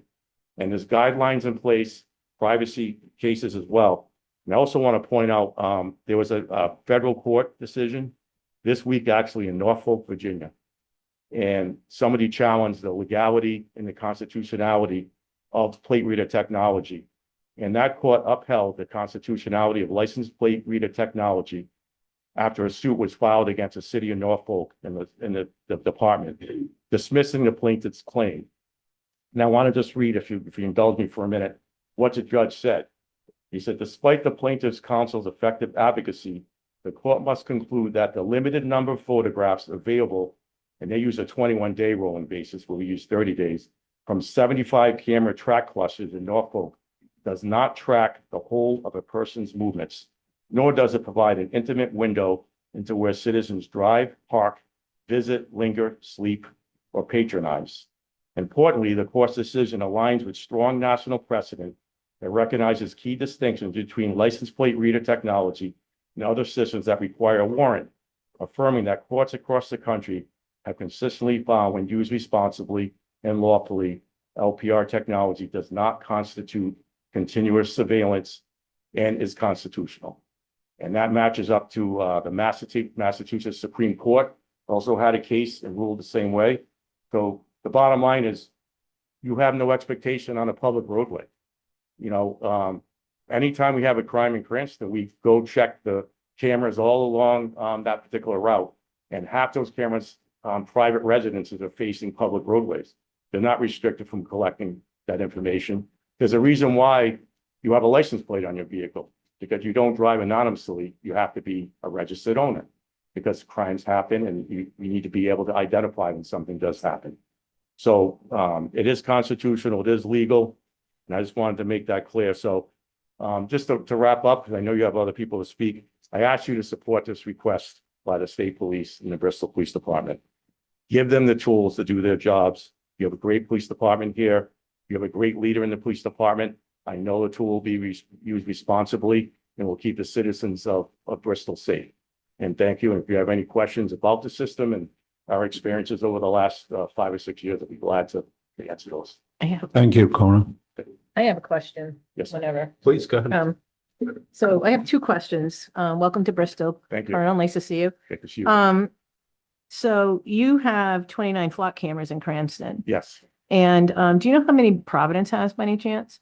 They can speak to that when they come up, but I think there's. Oh, they roughly here. That's right. You did say they were 60 here. I'm plus, sorry. I think is what How they many? have. I think around 60, but 60, I was right, 60. 60, okay. So I know that it's, I guess some of the police, law enforcement agencies don't really want to share where the cameras are for obvious reasons, but I would guess that in Cranston, I'm not like an expert in every single street in your city, but I would guess there's some of them on and off the highway, on and off by Garden City, probably Situate Avenue, Reservoir Avenue, all those places that we all go. And I would guess that in Providence, they are, if there's 60 of them, they're scattered everywhere. I would guess by P-PAC, by the State House, by a number of, Federal Hill, number of places that all of us would go to. So my point is, I think that we're already on those cameras many, many times. I believe I read, I did a quick search, and I think they said they about 193 cameras in Rhode Island altogether. And so scattered around. So I imagine that we're all on there. Hopefully, we're not going to be the exact vehicle at the time that you're looking for someone, but I'm not sure it's any different than any of the other kind of cameras that are out there. The one thing I did want to ask you about, because the chief mentioned it and you mentioned it, that there are more intrusive technologies and cameras out there, because some of the issues that I've seen in that people have submitted, written to us, talks about profiling people, or, and you're not seeing anybody's face. Can you tell us some of the cameras or some of the other technologies that law enforcement businesses are using that do capture more intrusive information than the flocks? Well, there's AI cameras that have really hit the market now, which they're cost effective, and they could be put by any citizen, can put those up on their property, and they can easily search for images, and you don't have to go through all the footage and so on and so forth. So, there's so many, the camera technology out there is everywhere. You have to understand, and I assume I'm on camera multiple times a day. Well, I know I am, because there's 61 cameras inside the Cranston Police Department, but anywhere you go, I mean, if you don't believe you're being filmed or, somewhere along the way, you're going to be. And that's the reality of where we live. And if you're in a public space, there's no expectation of privacy. And that's been proven by the courts. Yeah, I did notice that in one of the documents that I think that the chief had submitted had quoted you on a public road, there's no expectation of privacy. Well, just for information, I work in Pawtucket, so there's a lot of different cameras there. Speed cameras, school cameras, flock cameras, a whole bunch of stuff. So God only knows what I'm on camera for and as often as I am. But thank you very much for sharing your information. Thank you. And Thank you for the opportunity. Any other questions for the Colonel, Chairman? Thank you for all the informative information. For the Rhode Island State Police too, right? Yeah. Go ahead, Tim. Oh, no problem. No problem. Thank you for all the informative information. I just had a question in regards to about audit results. How are they used and enforced, just to make sure you're being accountable and we're not misusing information? Sure. So in our department, we conduct routine audits at least twice a year. You could set that to once a month if you wanted to. So when you can just put a audit period in the system, and it will spill out all the plates that were searched by internally as well as externally. And in that log, there'll be a reason why the search was conducted and who the officer was that conducted the search. And what we typically do is, since there's so many searches, we'll do like every 5 or every 10, and then we match it up. And obviously, if somebody needs to be retrained, I haven't come across anybody in my department in the 5 years that have not used the system responsibly. But the officers know if they do, there's consequences to it. And can I say that nobody ever can make a mistake? And we have NCIC and RILETs, and the state police control the RILETs. And there's been officers that have used the RILET system inappropriately, and they've been disciplined. Some have been terminated. So, Colonel, could you give us you're using abbreviations that it's going I'm over sorry. my head at least. I'm So- sorry, RILETs is Rhode Island Law Enforcement Thank you. terminal system that's controlled by the state police. So if I run a plate, if I run a license, it's going through the state police RILET system. And all of us have to take tests. We have to be trained to use the system.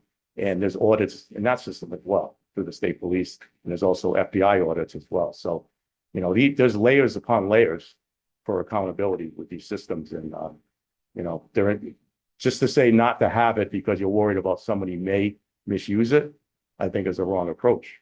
You know, and at the end of the day, we're going to audit it and we're going to make sure it's used correctly. Because we don't want to lose the systems that we have. Thank you. Can I just follow up on course. that? Thanks for coming out to Bristol.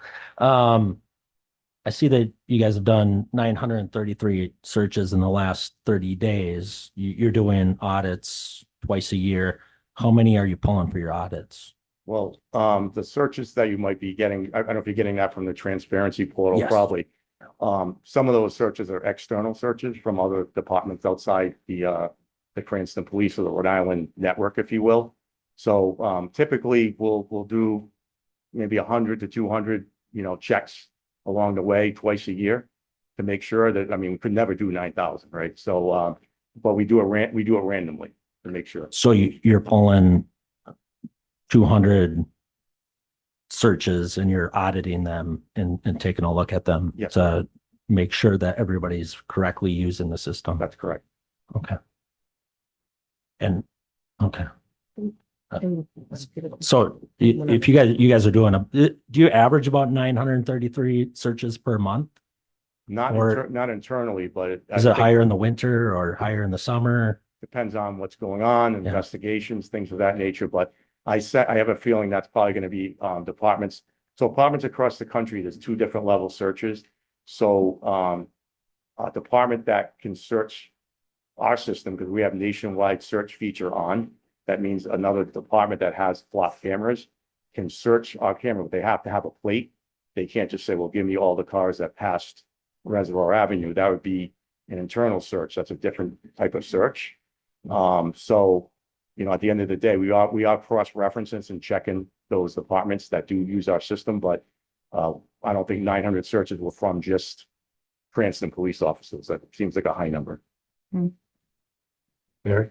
I just wanted to ask, does everybody in your department have access to the cameras or only certain divisions of police officers? Or is there a hierarchy of like availability of the data that they're able to access? There's different levels of access.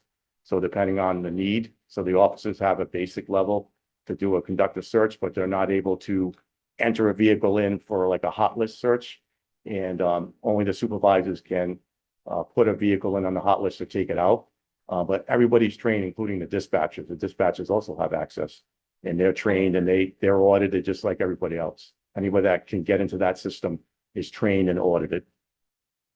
So if someone moves on, obviously, you know, all their credentials are gone, they're off that system completely. They can't access it. Can they access it from any computer or only from like at the station or in their vehicle? It's web-based, so any computer. Any other questions on the council? Just one more, Mr. Chairman. Of course. Can I go back to that? Because I heard some grumbling in the crowd. It's 2-factor authentication. So that means you know, I can't give, you know, Chief Lynch my username and password.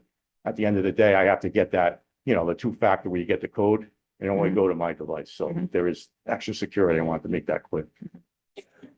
I just have a Yeah, Chief, just to follow up on some of this. So I'm looking at the portal here. The vehicles detected in the last 30 days, it was 437, 748. So we're looking at about 5.2 million vehicles per year sending license plate data to the flock database. Is that correct? That sounds correct. With approximately 11,196 searches per year, whether they be internal or external. Yes, that sounds correct. Thank you. My question is just a little bit general in regards to data sharing. If you could just talk a little bit about that. Sure. So it's really up to the administrator of the system. They want to share with only their city or town, if they want to share with other departments in Rhode Island, or if they want to share nationally. So it's really up to that department. And most of the time, people will share their information nationally. But again, the same standards apply on the searches and the audits that take place.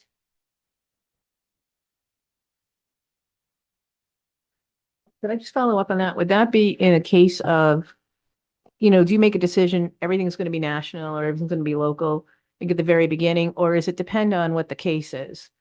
You're got a missing person, there's a relative in New York, and so you're going to look there and en route to like New York City, let's say, or is it case by case that you decide how far out you need to look?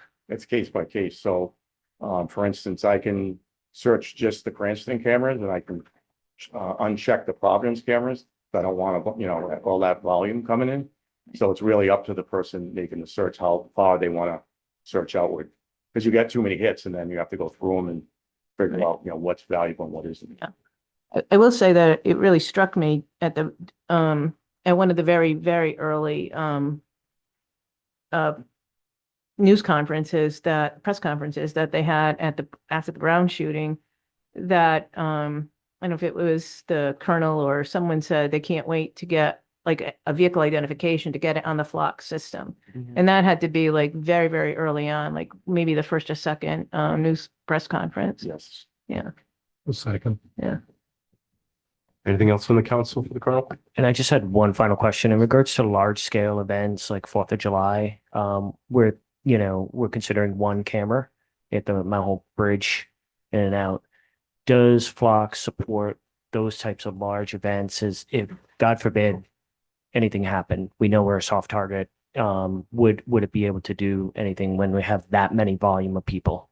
Yes, I mean, there's no limit. I mean, it could be, some of them are on the highways, they'll be on the highways. So people doing 70 miles an hour, the technology can capture plates. Yeah. And volume's not a problem. It's that quick. Yeah. Okay.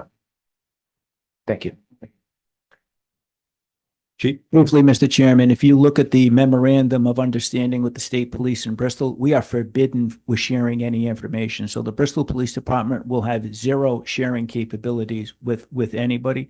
And our limited access will be the chief, the deputy chief, Captain St. Pierre, who is here, the detective commander, and our newly appointed detective corporal. So it would only be at the highest levels of accessibility within the Bristol Police Department, so that a detective would have to go to the supervisor to log on to that system and list the case report number. Okay. Okay, good. Thank you. Thank you. So that's Chief, very limited. Yeah, sorry. Chief, thank you for sharing that. The information will not be shared because I know of one local municipality that it's just an open slot of selection, unfortunately. So the individuals who I met with informed me of that, it concerned me, but obviously that's clarified at this point. In 2022, when we had our pilot program and this council unanimously supported the flock camera system, I shut off the sharing portal. As I said to this council, I would not share the data outside of Bristol, and we did not. And to be honest, I got criticism for that from my colleagues. Colonel, thank you Thank you very for much. taking the time, for your professional experience that you just shared, the information that you shared, and your willingness to come down and speak with this council and the public. My pleasure. Thank you. Thank you. Chief? Captain Stephen St. Pierre, detective commander and Bristol resident. Thank you, Chief. Thank you, members of the council, Mr. Administrator. I promise I will be brief. It's already past my bedtime. So, Chief did ask me to come and speak to you. I am here as the detective commander for the Bristol Police Department. I'm also here, I wear several different hats. I'm also here as the union president. I'm the president of the IBPO Local 304 to voice our support as a union for this technology and the use of this technology by this community. And as the chief says, as a tax-paying resident for over 20 years in the town of Bristol. So I previously testified before this council in support of flock cameras for the Bristol Police Department. At that time, it was part of a suicide prevention effort related to the Mount Hope Bridge. Like Chief Winquist denoted, we did have success in using the system in that for that purpose. For that entire year, we were responsible stewards of that program, and we utilized the system in conjunction with the agreed upon parameters of that program and the related policies adopted regarding flock at the time. Throughout that time, we had no complaints as to how that system was utilized.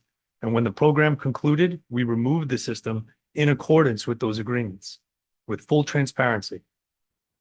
What I can speak to locally, and I think the chief did an excellent job outlining the program in general, but what I can speak to with our experience with the Bristol Police Department is that it's an excellent investigative tool. It's used to help identify crime suspects' motor vehicles and to plot their path, potentially leading to their apprehension. Bristol, as both chiefs have said, is an extremely safe town, but like all communities, we do experience crime. And increasingly, the perpetrators of that crime are not necessarily local to the town of Bristol or one of our local neighbors. They come from all over, locally and very remotely far away.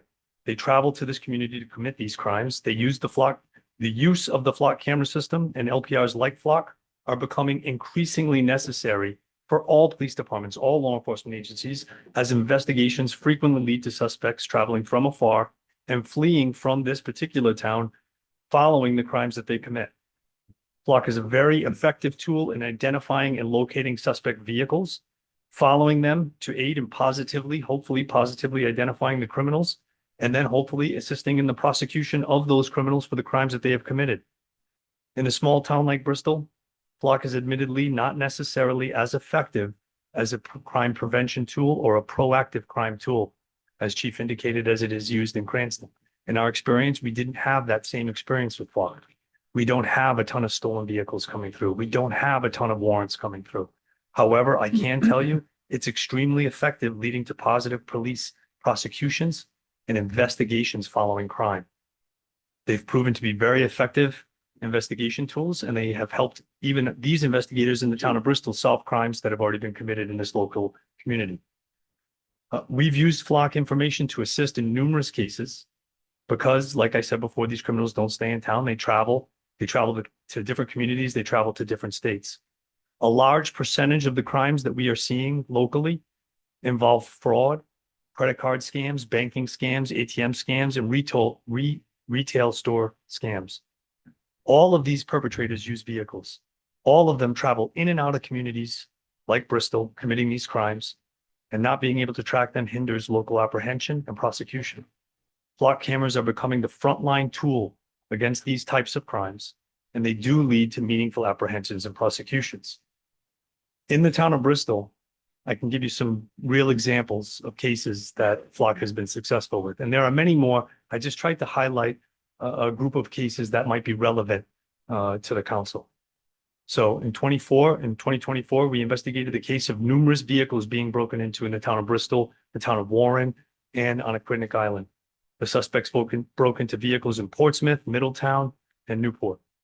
Flock cameras were used to identify the vehicles that the suspects used, and to follow that vehicle to New Haven, Connecticut, where New Haven police would apprehend the suspects in possession of a concealed pistol and an illegal assault rifle, and they were in possession of a stolen car at the time. The suspects in the Bristol case were charged with possession of a stolen motor vehicle, 7 counts of tampering with automobiles, that's 7 different automobiles that had been broken into, and conspiracy charges. In 2025, we investigated an approximately $50,000 fraud case involving suspects who were originally from India. They traveled by vehicle from Canada to commit fraud in several states before traveling to the town of Bristol and the town of Warren to commit fraud within the town of Bristol and the town of Warren. Our personal fraud case was $50,000 just in the town of Bristol. Flock and other LPRs we used to track the suspects who were intercepted at the Canadian border and taken into custody Some of those suspects were able to make it out and fled back to Europe. In 2025, we investigated a $40,000 fraud and embezzlement case from Thames Street. That flock cameras in both Rhode Island and Massachusetts helped identify and locate the suspect vehicle, leading to investigators to his location in Norton, Massachusetts, which led to an arrest warrant that's still pending for the suspect that's still at large. In 2025, we also investigated the delivery of cocaine to social clubs in the town of Bristol. They were being trafficked from both Rhode Island and Massachusetts communities. Flock cameras in Mass and Rhode Island were used to identify the suspect vehicle, identify the route of travel by the suspect, and Bristol Police was able to intercept the delivery, seize cocaine, marijuana, packaging materials, scales, and other paraphernalia associated with the sale and delivery of illegal narcotics into this community. We also have cases where if we still had flock or had access to our own local flock camera, there would have potentially been a different outcome. In 2025, we had the case of a stolen boat and trailer from Broad Common Road. We were able to identify a vehicle make and model and determine that the vehicle would have driven past the flock cameras had they still been present on Metacom Avenue. We potentially could have identified a license plate and potentially could have identified a suspect, and potentially could have recovered the property that had been stolen. Also in 2025, we investigated a case of an attempted break-in and entering on North Lane. We have a suspect vehicle, a make and model, a color. Investigators found that it traveled past where the flock camera had previously been located near the Mount Hope Bridge, and we potentially could have positively identified that license plate. We also had the case of a B&E of a business on Broad Common Road. We identified a suspect vehicle make and model. We had camera footage of a suspect vehicle make and model, and we know that it traveled south on Metacom Avenue, potentially past where those flock cameras would have been located, and potentially could have given us a license plate to positively identify that vehicle. Those are just a snippet of cases locally. We have found locally that it's an incredibly good reactive and investigative tool. We haven't found the same success locally that other communities have had with it being a proactive tool, but I can tell you it is becoming more and more a principal tool in investigations, because investigations are no longer just centered within our specific community or our neighbor to the north or our neighbor to the south. And it's a very valuable tool to be able to identify how potential criminals are traveling and where they're going after these crimes are committed. I'd like to end by saying that it's not a tool that we have the desire to use necessarily in this community in a proactive law enforcement capacity. Like I said, our experience is it's not well suited in Bristol to that, but it is extremely valuable tool to use to solve crime. And that's really what we're trying to do. So as your detective commander, as a citizen of the town of Bristol, and as a representative of the IBPL Local 304, I strongly recommend that you consider approving this. Questions from the council? Detective Commander, thank you for all that information and you, for what you do. Take care. Thank you. Thank you. I'd like to ask Lieutenant Jonathan Premiano of the Providence Police Department.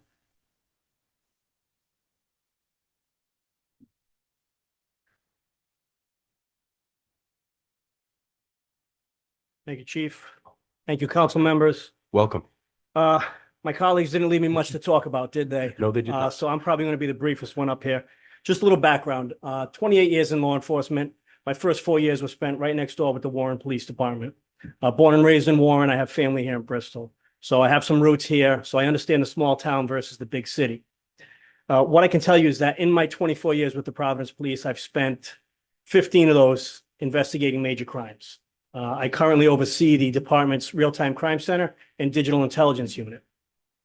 Given that fact, one thing I'm very familiar with is privacy rights. The real-time crime center currently ingests 400 live cameras from our shared partners across the city. We ingest our 60 LPR cameras. I field APRA requests and ACLU requests on a weekly basis. And what I have found is that when I bring folks in to see what we do, they get a better understanding of what we do. And they realize that it's not this big, scary monster, right? Nobody's watching you shop in stores or where are you driving to. We just don't have the time for that. No police department has the time for that. Our focus is on keeping the community safe. I want to focus on two major incidents and where Flock was very helpful to us. And it's just two. There are hundreds and hundreds over the last 4 years that we've had Flock cameras. The Last year in August, we had a 7-year-old unfortunately shot and killed in a vehicle. And I won't go into the details, but what I will tell you is this, from an investigative standpoint, within 15 minutes of having an image of that video from a nearby surveillance camera, within 15 minutes, we were able to identify the operator of that vehicle, locate the operator of that vehicle, and take the 2 males that were responsible for the killing into custody. Now, Brown University. I don't have to give you the details about that, but investigatively, here's what I can tell you. We spent days canvassing that neighborhood in search of video. And what we started off with was a very grainy image of a male subject walking across Hope Street. And we had a huge task ahead of us, right? So I would ask you to imagine standing in the middle of a football stadium, pick one person out of that crowd, just one person. And I task you with identifying that person. Who is he or she? Where does he live? What kind of car does he drive? That was the task that we faced. Fortunately, in our investigation, we got a tip about a vehicle, a gray Nissan with a Florida plate. So what did we do? First thing we did was get on Flock. And that was actually me. I know you asked about who said, I can't wait to get a vehicle description. That's me, because I can't. Me and my team, that's what we need. I know if I can get a vehicle description, I'm going to have my guy. We punched in gray Nissan with Florida plates, and we identified 2 vehicles. We were able to rule 1 vehicle out. But that second vehicle ultimately led to the apprehension of Mr. Nunez. It's important to remember that, like the chief said and the colonel said and the captain, this is just a tool, right? It doesn't end with Flock. There's still work that needs to be done, right? There are still other resources that we're going to use. And at that point, maybe that ends up in search warrants and legal findings. But Flock is what's going to get you there. We've had hundreds of other cases where Flock has been helpful to us. We are limited on who we share our Flock data with. We have an MOU that we have every agency sign. So if an agency wants access to our cameras, they have to agree to that MOU. We talked about ICE. Well, that's one of the key things in our MOU, is that that information will not be used for any federal type of investigation. That's just about it. Counsel? Well, thank you. Thank you for coming to Bristol. And Thank you. hopefully you had some time to visit with your family. Yes, thank you. Thank you. Chief? I'm not sure if the council wants to hear from Captain Alblom from the Rhode Island State Police, who I do. has submitted his department's policy, which was a request of the council the last time that we met on this issue. We do.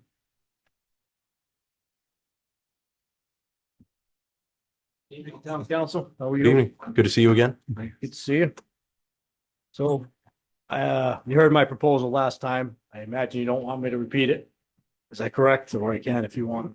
If there's any highlights that you'd like to share, you are more than welcome. If not, it's Prefer not, I unnecessary. have nothing to add. Okay. But if you have any questions for me, feel free. Counsel? I just have like one quick question, and that is, and I talked a little bit to Chief Lynch about this. I mean, the legislation that's pending or has been pending in the last few years at the State House, where does that stand? Are you hopeful that it may pass, that it would provide the guardrails that people who oppose the flock cameras hope it will? Do you think that, I know it's been in a couple of years, hasn't gone very far. So do you know where it may stand this year? I don't. That's a question for the legislators. I really don't. If I could add on that, as you know, I served as the president. I did serve as the president of the Rhode Island Police Chiefs Association, and I currently remain as the chair of the legislative committee. So the new president has instructed me that I will carry on that particular role for the Rhode Island Police Chiefs Association, and we too would like to see this codified, in state law. It was not able to get passed through the General Assembly, but the Rhode Island Police Chiefs Association stands prepared to support state legislation on many of the tenets that you see in the Cranston Police Department policy, the state police policy, and the one that we had with the Bristol Police Department. We too would like to see uniformity, throughout the state. And that is not certainly something that, we control. That is the members of the General Assembly, of whether it makes it out, as you know, you've served, whether it makes it out of committee to the floor for a vote. Mhm. Thank you. Thank you, Chief. If I may, the audit of the system, okay, with the state police, that's done how often? Well, we're gonna. In the we're- works. It's in the right. works. It's correct. in the works, right. But do you anticipate, do you know approximately, would it be quarterly, every 6 months? Any, I think to initiate the program, it would probably be quarterly on our end. thank you. Mr. Chairman, Go ahead. thank you. Well, first of all, thanks, Captain, for coming out here. We know that you've been busy going to all the communities, and we know that you've been to Warren and Portsmouth and Middletown. Were you in Middletown as I well? did not attend that one. Okay. So thank you for coming here. We know that you probably have a lot of other things that you'd like to be doing that night besides coming to the town council meetings, but we do appreciate it because one of the things I've always said about this, and I said it at the last meeting, is that we're talking about this 100, 200, 300-year conflict between liberty and security, right? How do we balance these two particular things? And one of the things that you gave us was a policy. And that's something that we asked for. We wanted to get a sense of if this camera is adopted in this town, what are going to be the policies that surround it? What are going to be some of the guardrails? Yeah. So I have some questions for you. I have probably about 10 here that maybe we can work through. I know but I think they can go rather quickly. Is So it policy related? it's all based on what you submitted to us. Yes. So if I got some related to governance here. So if a flock camera is installed in our town, can it be removed unilaterally by our town? Sure. It doesn't require any I just approval call- by Rhode Island State Police or anything? I mean, we own the camera, right, at the Yeah. time, so I would like to think that somebody would contact me and I would get in touch with Flock and have it removed. Okay. Hold on, I gotta put my reading glasses on. Can our town veto the sharing of data collected by our cameras with other agencies? It's a good question. So you want to just have the Bristol Police Department view your camera? Will Chief Lynch be able to veto the sharing of data collected by our cameras with other agencies? I think we would control that. You control all that. So it's not necessarily the town that controls access to The our goal- data from license plates collected in The our goal is town. to have statewide, Yes. for every town and city to have access to the cameras statewide. So I read in the policy that there will be 10 audits done quarterly. Are the audits of camera usage conducted by the same agency that controls and accesses the data? It would be us, the state police. Okay. And then accordingly to I imagine the chief's policy, if he requires it, I imagine, we'd work together on it. Pretty simple. If a resident believes flock data has been misused, what is the formal complaint process? I guess they can come to, if wherever they thought it was misused, go to that city or town and bring it forward and we can go from there, or they can call me. My number's out there. We can figure it out. Is any of this written down? No. Could I comment on that? Sure, it's Yes. written down. Where? Anybody that has a complaint about the services of the Bristol Police Department, or any fact that if there was a complaint about the services that the state police provided, there's certainly a mechanism for us to utilize. We both have, the state police have an Office of Professional Standards, which meets and it follows CLIA standards, along with the Bristol Police Department. And I think that we did hear from Colonel Winquist that since the inception of Flock in the state of Rhode Island, there has never been one complaint to an internal affairs division about its utilization. So we've got a fantastic track record in the state of Rhode Island on Flock utilization. Okay, well, so it sounds like we have an ombudsman at the police department that could look into those issues if somebody does think that. We have formal written policies that meet and exceed, and there are CALIA standards Okay. that dictate that. And I can say that the Rhode Island State Police is both state and nationally accredited. However, they're also a flagship agency. They are at the highest level of accreditation because they've maintained that standard for so many years. Can I ask you what you envision as misuse for a flock camera? If anybody thinks that it has been misused.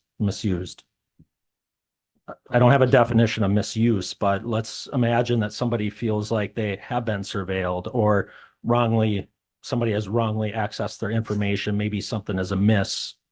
Is there some sort of way for them to say, hey, I feel like something's not right here? Just like the chief said, you go online, you can file a complaint or Okay. you can call. And I'm asking these questions because it's not in the policy. I know that some of this stuff could be governed by our own internal policies. So here's another, I think that segues into what the question you asked, but is there any way for anybody to know whether their data has been misused or improperly For them, accessed? probably not, but on our audits, we would know. Okay, so then would you have a notification requirement that you would notify somebody if there was a misuse or collection of their personal data or license plate data? It would go through our internal affairs and figure it out from there. Okay. If I could expound upon that, Yeah. just, as a formal internal affairs investigator and one that is closely follows internal investigations on the Bristol Police Department. And I'm certainly not speaking, for the state police, but I've worked for the Cranston Police Department as an internal affairs officer. I would be beyond confident that the Rhode Island State Police also has a reporting mechanism that if a complaint is sustained, modified, that there is a communication that's given out to the person that files the complaint. You just don't file a complaint and it goes into the abyss. There is an answer and a letter that would go out to that person that filed a complaint of the findings of that internal investigation. And I know the last question I asked was whether or not there was an audit where the information may have been found to be misused, or maybe we don't expect it to happen in our police department, right? But let's say that something was, and it has been in other states and everything like that, but let's say the data has been nefariously used or. Yeah, I think that's a great recommendation for you to include in your motion, if you feel as though, or tenets of an ordinance that you would want to pass for the town of Bristol. I am completely in support that if the system is ever found to have been used nefariously, Yeah. I personally have no problem with notifying anybody. Right. Okay. We're all about accountability. Okay. And Captain, how about, do you guys get false positives from any of these hits? We don't have the cameras up right now, so So you guys aren't. we're using it minimally, yes. But we're not full bore right now. Okay. Well, could maybe like Providence or Cranston Colonel answer those questions? That question is if that is a common occurrence. During the time that we had the flock camera, I can give you what would be considered a false positive. In Rhode Island, if you look, we're a license plate state, right? Everybody loves their 3-digit license plates or their specialty plates in Rhode Island. Let's just say your license plate is 123. 123 could be issued on a passenger vehicle, commercial vehicle. It could be issued on a combination plate. Mhm. So sometimes the flock camera gets an NCIC hit on Rhode Island registration 123. And it's up to us in the police department. That's why it goes through a supervisor to make sure that you get the correct registration. We had that many times before we gave out that information. Again, it's a tool.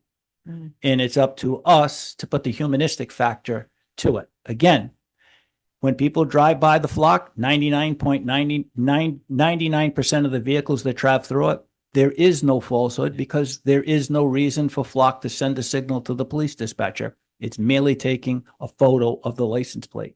There has to be some type of data loaded into the NCIC system to trigger a communication back to the police department that there is an issue. For us at the Bristol police side of it, we're only going to be using it as an investigative tool. Mhm. Okay. the 10 quarterly audits, will they be made? I mean, if you're doing 10 quarterly audits, we were talking about Cranston alone having 5.2 million cars going through, but 11,196 searches. Do you think the 10 quarterly audits are enough to ensure that the system is operating the way that it should be? I do.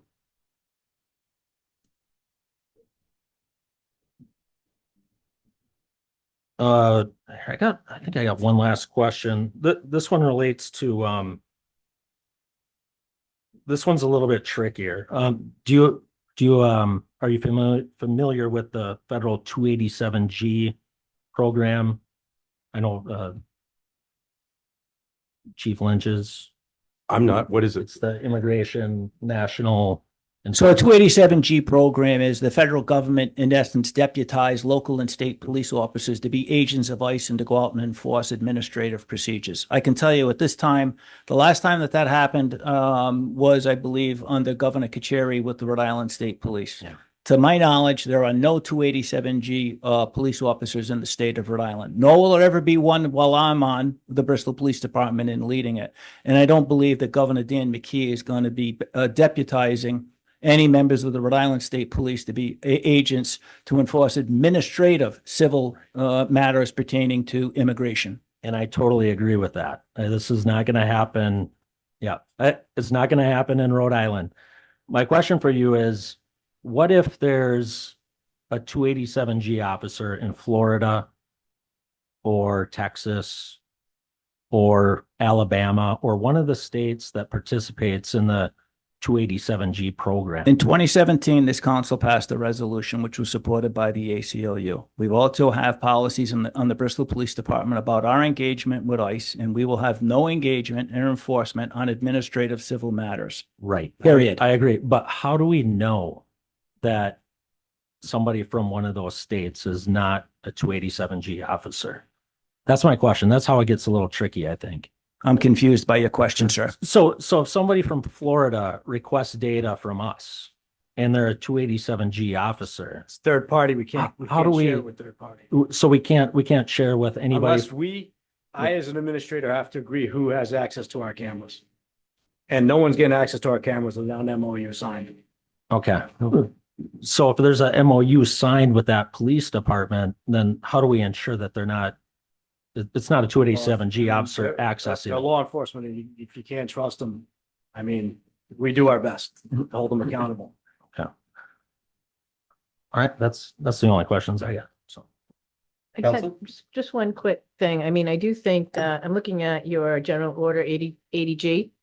It seems to me like that question about, misuse or filing a complaint could be one of the sections in this policy and just be clearly laid out. Like if somebody feels this is, it's been misused, they can contact such and such a, document online or at the state police headquarters, whatever. I just think that it would be easy enough to just add that to your policies, number one. And the other question I have, and unfortunately, I didn't have a chance from the time that I got this today. The newest ACLU document. I didn't have a chance to crosswalk it, look at them side by side. But often with some of the comments that ACLU has made, my experiences in legislature and so forth, they make some good points. And I just wonder if you're going to go through this and see if some of the things they feel might be omissions, or in certain sections, they lay out the sections for you. If you're going to go through and look at that again. I read it and I'm very comfortable. I've been through our chief legal and he's read it multiple times and I'm comfortable with our policy. With what you have. I'm just saying, it might be worth taking another look in relation. I don't No, know. I did. And again, I went back to my chief legal and Okay. he agreed with it. All right. That's all I had for a question right now. Tony? I don't have any questions. Can I just add something? At this time? Can I just Thank add you. something? Of course. Relative to one of your questions? Sure. So with the Brown University shooting, Lieutenant Primiano reminded me. So when we got a Florida tag, same car, same make, we sat on that car all night. I live right over the line of where that car was in Tiverton. We didn't just go bust down doors. We didn't just muckle the person who owned the car. We did our diligence. We followed them. We realized no way this was the car, but it took us all night long. We ruled it out and we moved on to the next one. So we're not just taking these license plates and running mad. I can promise you that. We're doing our diligence. We're doing our investigations, and we're not violating anyone's rights. So. Tim? I just had a question in regards to data breaches. Is there a process in place if there is a data breach? As we've heard in Rhode Island with Deloitte, it released a lot of personal information of Rhode Islanders out there now. I think with this Flock Canada being a vendor, if there is a data breach, and what is that process? Well, To ensure- Flock is an immediate responder with anything. We can call them, they're on it right away. We also have our computer crimes unit, who is well versed in cyber. And we also, with our contract with Flock, we have a $20 million insurance policy. Mhm. That's how confident they are. And there's data purging, right? I mean, after 30 days, isn't there a data purge? 30 days, it's gone. Yeah. Okay. Gone. Can I just chime in on that data breach question? Can you come up to the microphone, please? Essentially, there is no data. It's a picture of a car with a license plate and a make and a model. So there's no personal information in that database to be hacked or breached. So you're gaining nothing from hacking into that database. Got it. Thank you. Yes, sir. Yep. Any other questions from the council?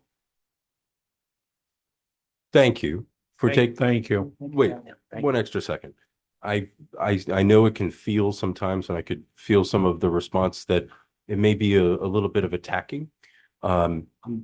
Good, because I think it's really important to say, and I'm going to say this a couple of times throughout this, is that this council many times has said how proud, how much trust that we have in our police department, in our police chief.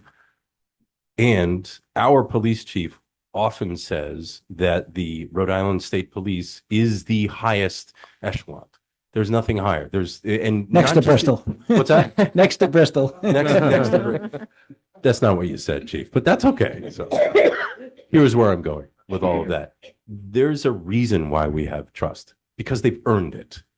My experience with the Bristol Police Department, my experience with the State Police Department, is that you've earned the right to be trusted. Now, let me be clear. I do not believe these questions that have been asked are inappropriate. I also believe that they should be answered. And I think a couple of things that were brought up talking about what if, can we look at other opportunities and options? I think we can look at those things too. But I think it's worth to say that for myself, and I know I speak for my colleagues, that we have so much trust and faith in our police department because they deserve it, because they've earned it. And state police is the same for me. So I felt like we were getting a little bit negative, and I wanted to, okay, well, I did. So I wanted to respond to that. So thank you. I appreciate it. Of course. Thank you. Thank you. Chief? Oh, did you? I'm sorry, Tony. No, go ahead. I'll let the chief go first. I do have some comments to make, but go ahead, chief.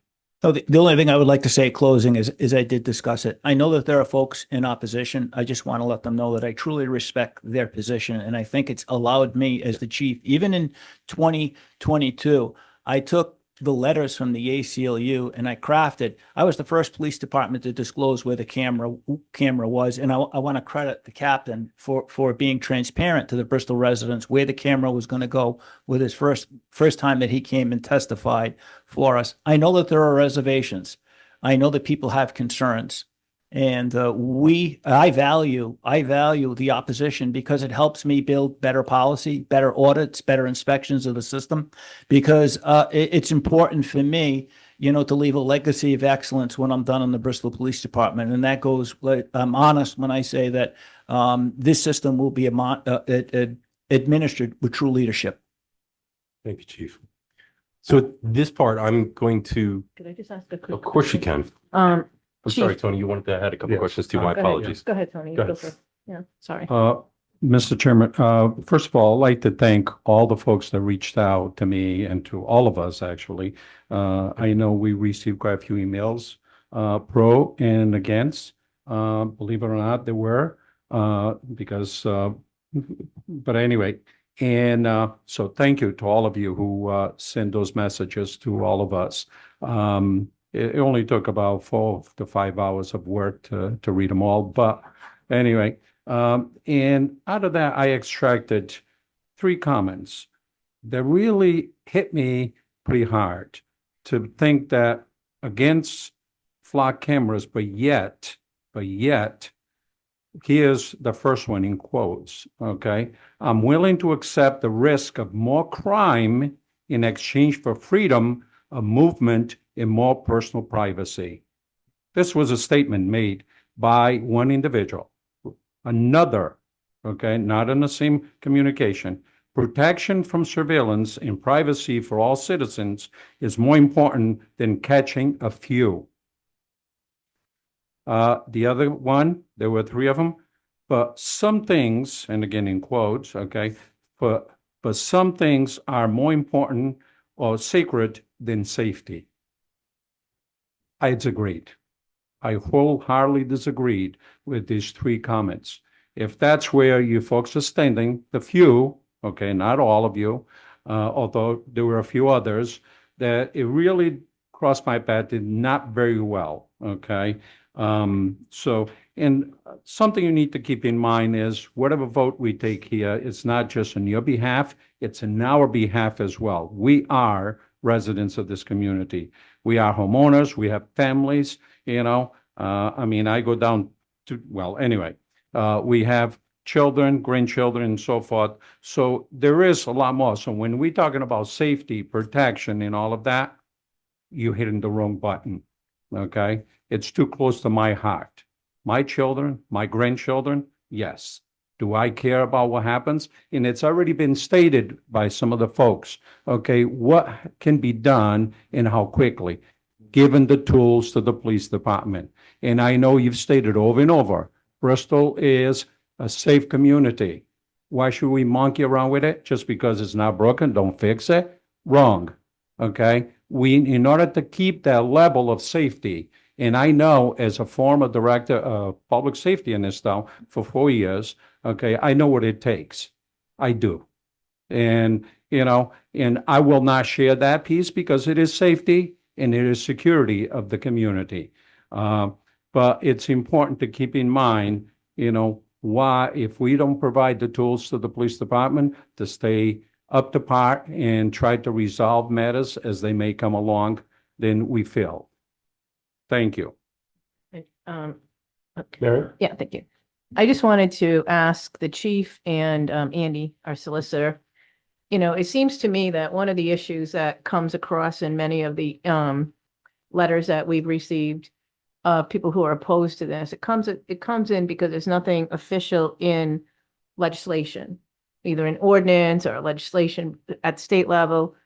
I think that all of the information, for the most part, is here in the agreement and the MOU and in some of the policies that, in addition to those documents, we could easily put together an ordinance of how this would be treated and handled in Bristol alone. Am I correct? You don't have any issue with that, or do you? I don't have any issue. I support the direction of this town council, and yes, I am in support of you codifying, you know, the guardrails that you feel fit in the best interest of the residents of this town. I will operate within them accordingly. I mean, I think they would be much similar to what is already here. You know, and Andy, that wouldn't be any issue to do, am I right? No, you could create an ordinance that would take the elements of the policy and put it into an ordinance. Mhm. Okay, thank you. Mr. Chairman, I and responding to Mary's comments here, I personally, and I do want to hear from the audience, Oh, but yeah, I I'm can't, waiting I for that, definitely yeah. cannot support anything here without any kind of ordinance or anything like that. State legislation would be excellent, right? Mhm. Because anytime a change is going to be made, all of a sudden there's committee hearings, there's public hearings, there's all that kind of stuff, and you're not going to have any public policy. Maybe at the state level, it's being, policy is policy, right? It doesn't always require you to go somewhere public with it or anything like that. But one of the things I did notice was that the city of Warwick does have an ordinance that governs their ALPR cameras. And if there was, I think, in order to support something like this, there would, for me, it would have to be a pretty stringent one that would actually limit the number of cameras in town and that would create additional transparency, like maybe labeling them or explaining where they are and things like that. So, I mean, that's just an idea. But again, I think the audience, Oh, I'm I'm really waiting to hear interested to that too. hear I'm hear waiting to their hear thoughts from the because audience too. we did hear the one side. No, I I'd love to know. hear the other. So I'm waiting to hear that too. I just wanted, just something the chief had said that I wanted to bring that question up. I wanted to bring it up earlier about the ordinance, but it seemed to fit in over there, so. Yes, Okay. and when we had the ALPRs, I advertised the location of them on our webpage. There was ultimate transparency with the flock system under my leadership. So if you are here, if you'd like to speak, you may. As I mentioned a little bit earlier, a lot earlier, we've been talking about it for a while, haven't we? Be brief, be direct, make your point, say what you want to say. And if you're the fourth person up and the first three have already covered it, please feel free to state your name and address for the record and say, so say I. If you've agreed, you don't have to repeat it. In fact, we ask that you don't. So if you'd like to come up, and if there's a few people that are speaking for many, that's also okay too. So what I should have said, I need you to state your name and address for the record. If there's a question for this council or the chief or anyone else that has shared information, questions will go through me directly. Thank you. Welcome. Good evening, everyone. My name is Robert Tello, 11 Broad Common Road, Bristol. Resident for 50 plus years. I will give you guys the condensed version of this. This statement is in response to the Rhode Island State Police proposal on November 12th requesting council approval for deployment of flock cameras in Bristol. Since that meeting, many residents have expressed many concerns. During the meeting and the public observance, there were several inaccuracies, omissions, and unanswered questions that remain unresolved. This statement offers to bridge the knowledge gap to better understand the issues for the public and the committee members to make a knowledgeable decision. My 25 years of experience as a security consultant has been gained by supporting physical security, intelligence, and protective services for federal governments and Fortune 500 companies worldwide. Got a bachelor's degree in criminal justice, a master's degree in intelligence collection. I'm a certified DHS Intelligence Fusion Center analyst and a certified technical surveillance countermeasures technician. I also managed the nation's first covert deployment of operational face recognition systems at Logan International Airport immediately following 9/11. Furthermore, I recently conducted a pre-engineering study for a Fortune 500 company also interested in deploying flock cameras. Sorry about the long-winded background, but I thought it would serve as a buffer zone between the public and law enforcement. And I will say this, is that it pains me to be here in opposition to a law enforcement proposal. And I am a huge fan of Chief Lynch, have been since day one and still am today. First, what Flock Safety is, it is not a safety company. It is an AI technical surveillance startup that has been in business for the past 5 years, and that is also outlined in its U.S. patent. The notion that the company is attempting to brand itself as a safety company to soften its public image demonstrates its disingenuous intentions. Flock has been in business for 5 years and has spent $90 million in just the past 1 year alone in DC lobbying efforts. There are over 100,000 flock cameras operating nationwide, capturing images of every vehicle in its field of view. It does capture license plates. That's what is intent. However, it also captures drivers and passengers, make, model, color, scratches, roof racks if that's required, but furthermore, bumper stickers of political affiliation. Are you red? Are you blue? Do you have a rainbow? Are you MAGA? It's what they call in their own patent, a classification. I'm going to skip that paragraph for the sake of saving time. From a security perspective, this was something that was, I believe, not addressed in thoroughness. There are 3 ways to access Flock. One is through the front door, which is direct data sharing, which predominantly has been the focus of this conversation. Yes, the user can limit its user access to anyone who they want to. The back door, which is unauthorized access, which is hacking, okay? And then the most prolific, and what you're getting at, Mr. Lay, okay, is what they call side door access, okay? Side door access is the most problematic and most prolific method as it provides access to other entities who do not have access to the desired flock network due to internal permissions. However, due to unofficial channels, they are routinely and are searched by another entity for another. This method is commonly used by federal law enforcement agencies to support ICE operations today, and over 22 departments in California cities have done so despite a standing state law specifying such breach, preventing such breach.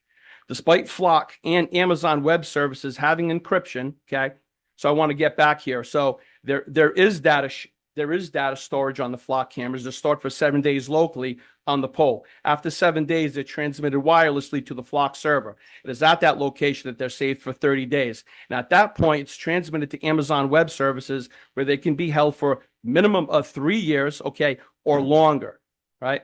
If so desired by the user. So, Mr. Vitello, I just want to make, there's a lot of people that like to speak, and you're certainly staying on point, but I'd ask you to finish up so I give everybody an opportunity, please. Sure. Thank you very much. That point well taken. From a facial recognition, also another issue that Mr. Lay brought up in the last meeting. Justifiably, the council expressed concern that if the cameras could provide face recognition. In response, the Rhode Island police denied such capability. Okay, although technically accurate, the response is somewhat disingenuous because Flock's own internal documents evidence that its own patent, which has been submitted to the town last week, explicitly describes in paragraph 2 and 8 the use of neural networks or learning algorithms to quote unquote identify human biometrics, including race, clothing, height, and weight, indicating it is designed to collect human data. Well, whether that is enabled or not is a different conversation. While Flock publicly claims it's sole intended for license plate reading, the company's own technical patent applications contradicts the public marketing strategy. Skipping. The future is now, okay? So Mr. Lay indicated, well, I'm concerned about what this stuff is going to do tomorrow or in 5 years from now. That's right here. That's right now. The partnership between Ring and Amazon cannot be understated because Amazon Web Services has a long controversial history of sharing video with law enforcement without a warrant. The integration of Ring without fees is because Amazon is utilizing this partnership to expand and support Amazon Sidewalk. Sidewalk serves as the communication backbone to integrate multiple dual-use Internet of Things as nodes of mass surveillance technologies under one domain. Nodes will include AI Flock cameras, GPS tracking, Echo speakers, Flock drone, audio, and Ring cameras, just to name a few. The ecosystem is designed to track all people, places, and things to include cars, cell phones, and build a detailed pattern of life shared without consent.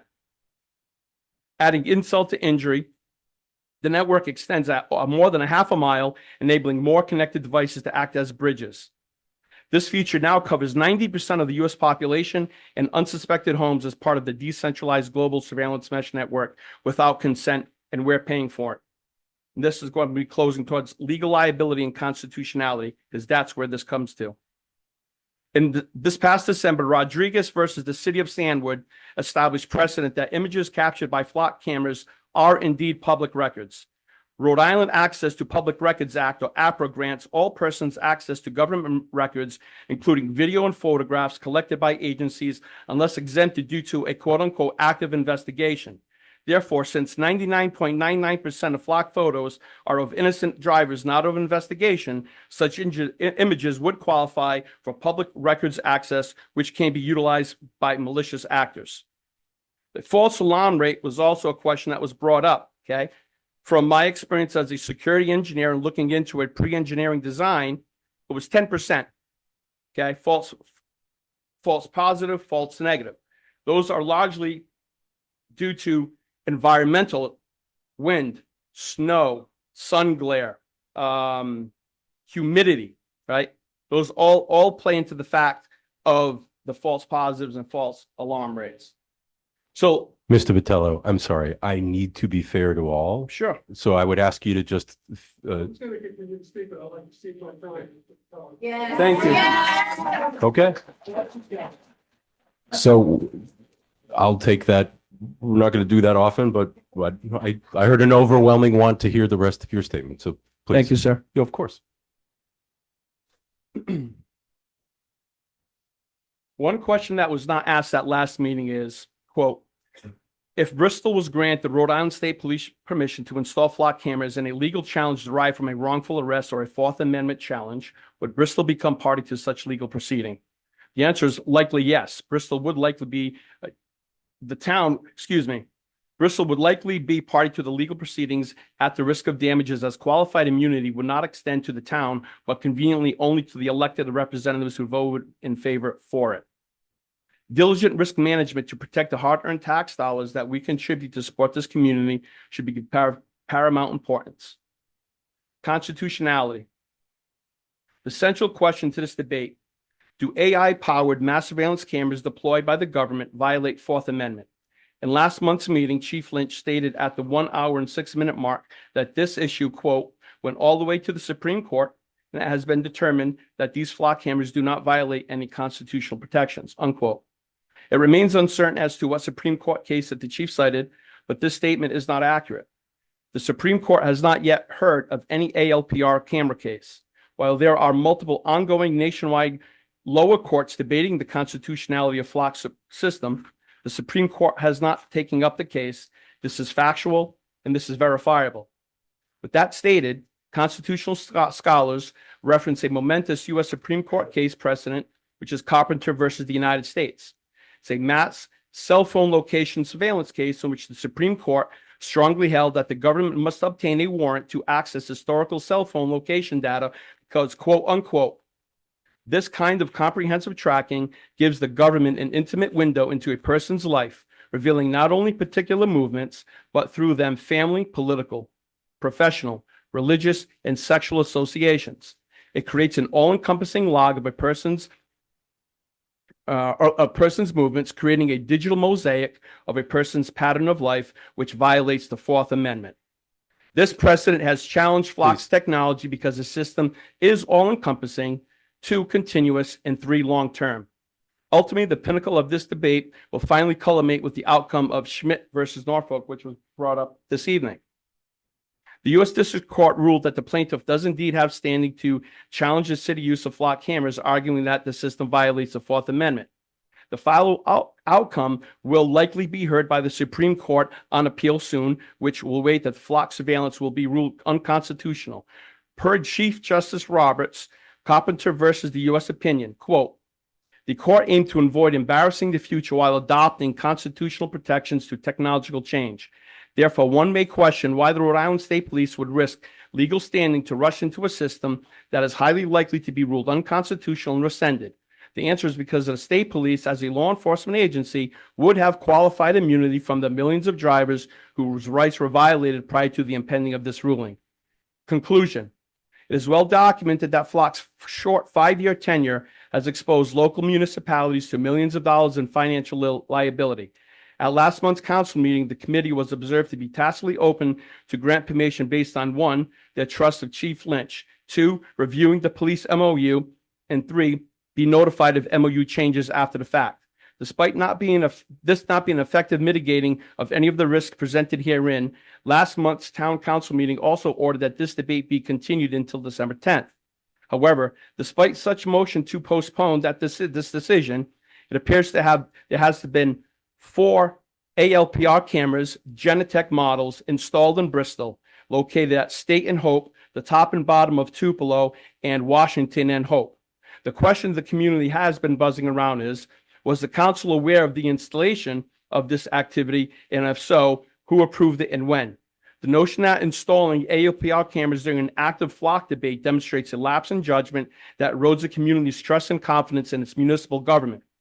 In innocent essence, the debate is not about flock, it's about the Fourth Amendment protection for the community.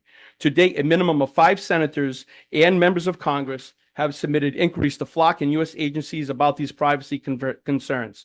The matter presented before us tonight is not a new debate. It is the oldest. This is not a referendum against the police or municipal officials. I am 100% confident that the intent is all well-meaning and noble.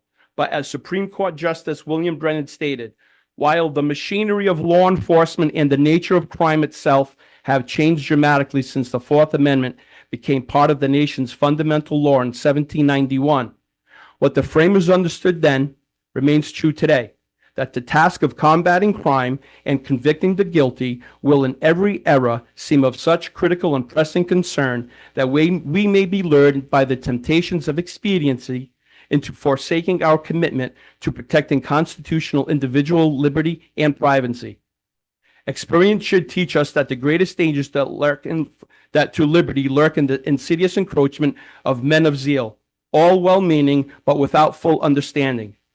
For those who harbor the sentiment that if you have nothing to hide, then you have nothing to lose, I reiterate, the Fourth Amendment was not written for people with nothing to hide any more than the First Amendment was written for people with nothing to say.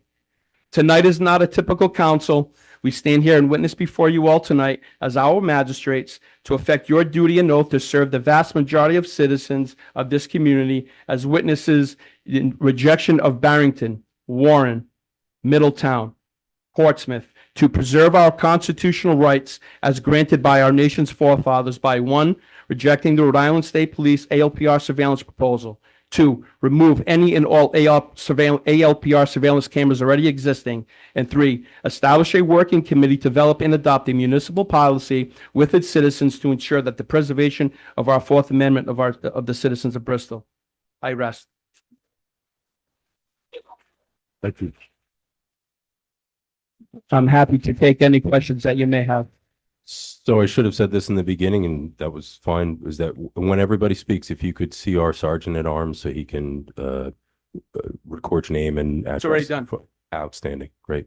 Questions for? I just had one question. Fantastic. I just wanted to say, Middletown, I thought they approved. Yeah. They did approve. Okay. I'm sorry. Then I misspoke.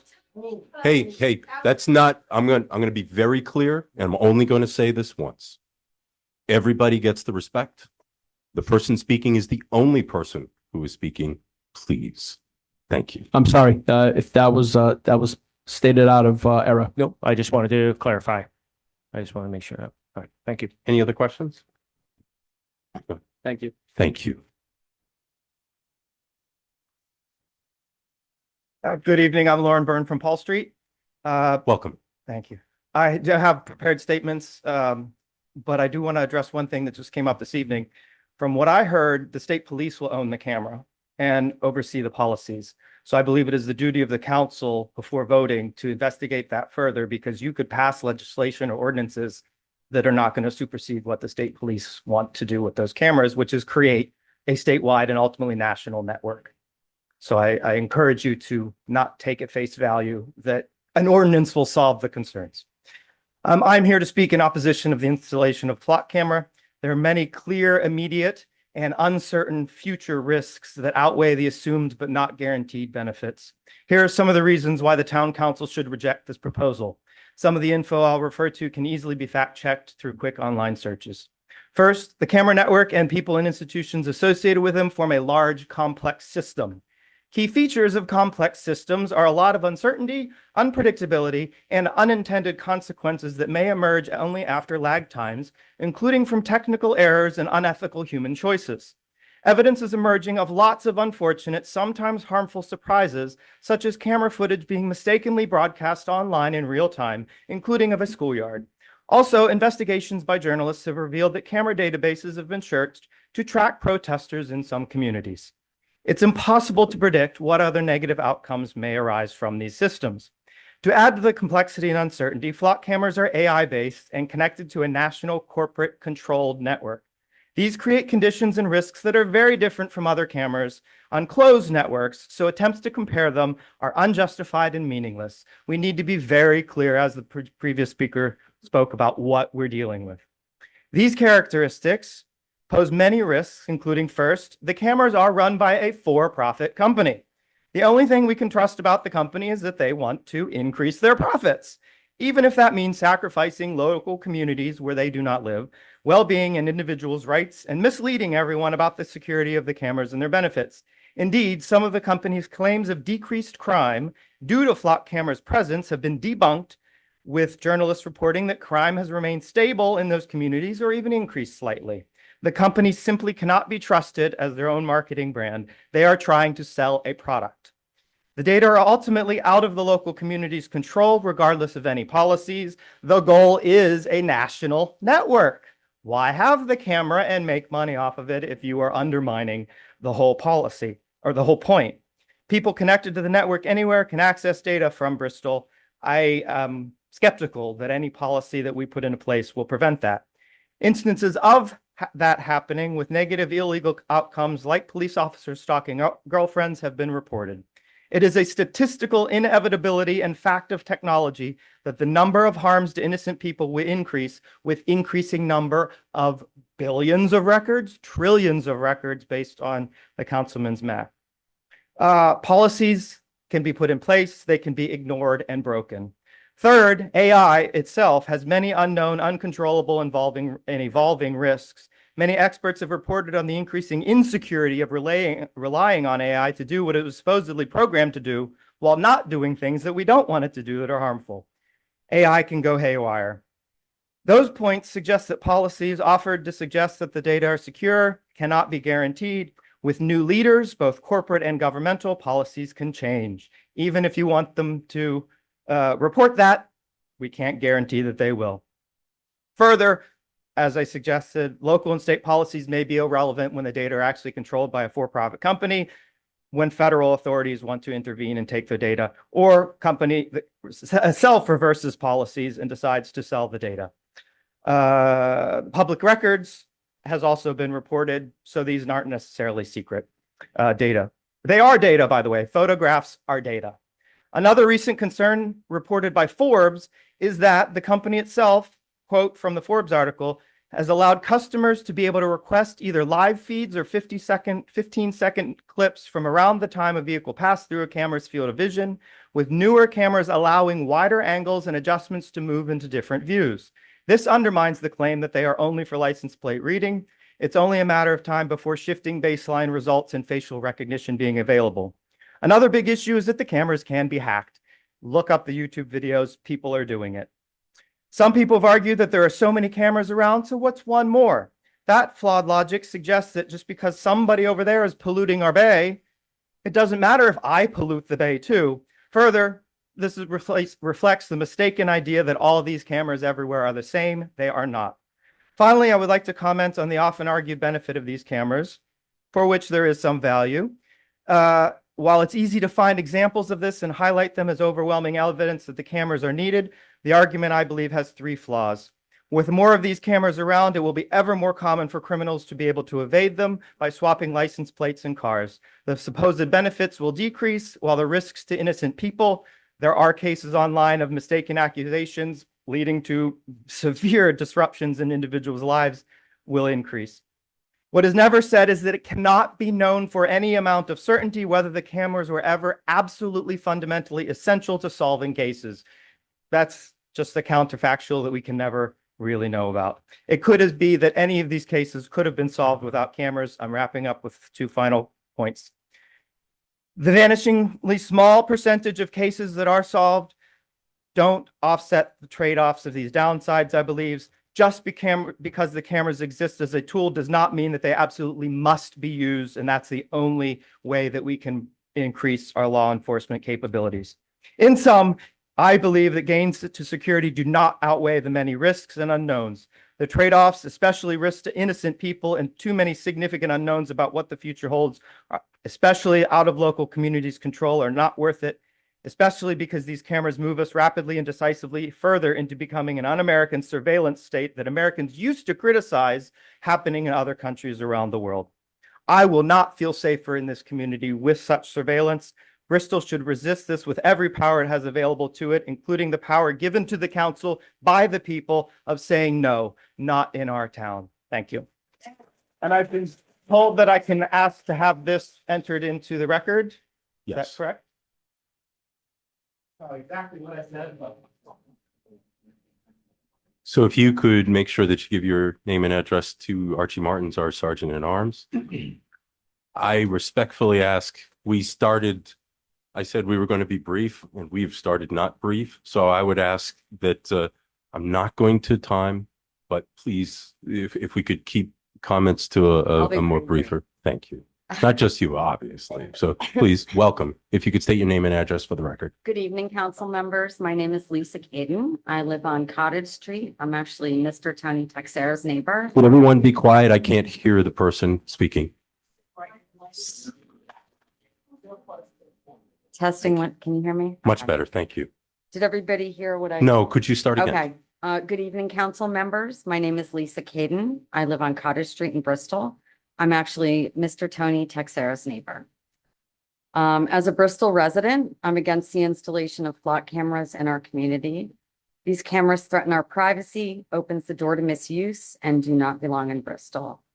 I find it especially ironic that our town council just approved Fred Karamatsu's Day of Civil Liberties on January 30th. We can't honor someone who stood up against government overreach while adding more surveillance in our town at the same time. The misuse of these cameras is already real, from data breaches to innocent people being wrongly flagged as suspects. I don't trust that the police will be effective at doing their own audits. Flock safety was ruled in violation of Illinois state law in late August 2025, after an audit by their Secretary of State found it had improperly allowed federal authorities to access Illinois plate data.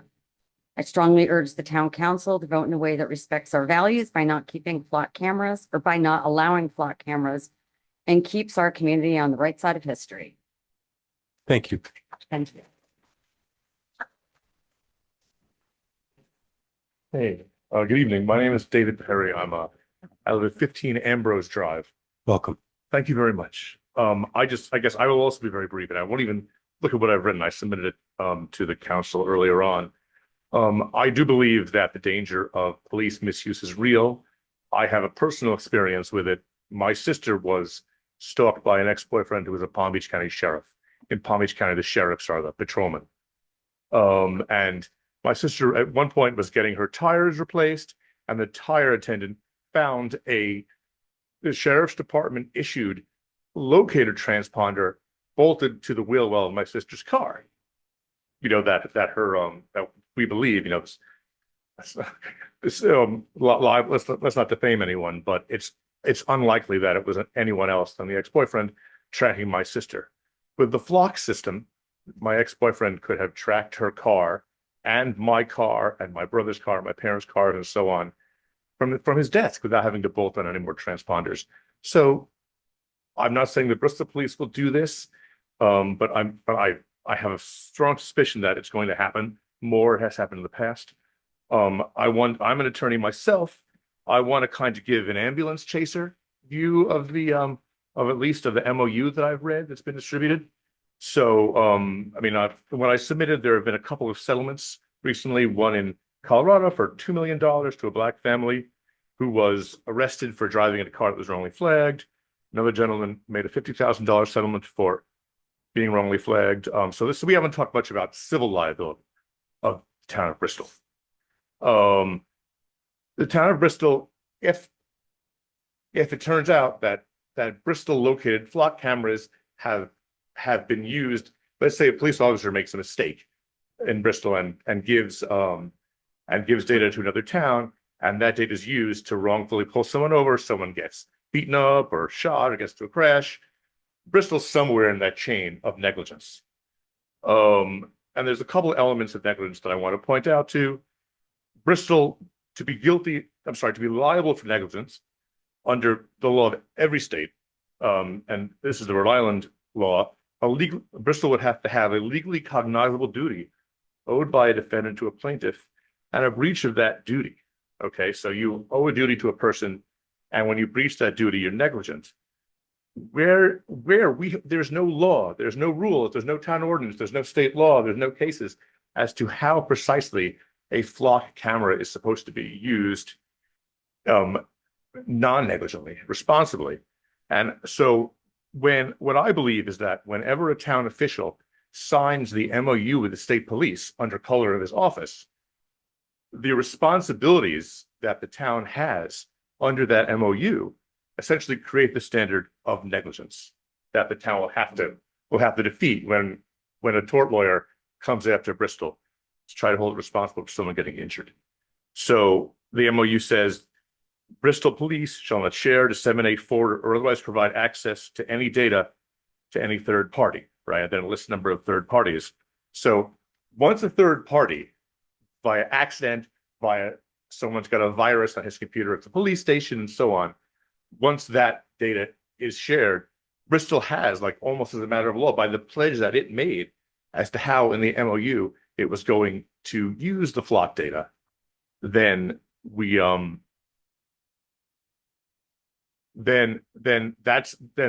we've publicized precisely what negligence is, precisely what the breach of duty is. I'm sorry, what the duty is, and then the breach of duty is, is finding the virus on the computer or finding the wrong keystroke. So this is really opening Bristol up to liability. You know what I mean? And there's no other source but the MOU that the Bristol official has signed. I guess that's what I had to say about tort liability. I guess one thing I will point out, people have talked about the slippery slope of cameras, and I think that's true. I think that that's the way it works in constitutional law as well. The Fourth Amendment talks about reasonable search and seizure. Okay. Search and seizures aren't necessarily wrong if they're warrantless. They're wrong if they're warrantless and unreasonable. And there's a Supreme Court case from 1989 that says that the police are allowed to fly helicopters over your backyard to see what you're doing in your backyard. And why is that? The justices specifically say that it's because we expect there to be helicopters flying around. And if we are the kind of community where we expect there to be cameras everywhere, then that becomes the standard for reasonableness in searching without a warrant. And I guess just as the last point, my understanding is that the whole state is getting this stuff for free. I mean, since when has anybody ever offered you something for free without a reason behind it? Thank you very much. Thank you. Councilman. Thank you.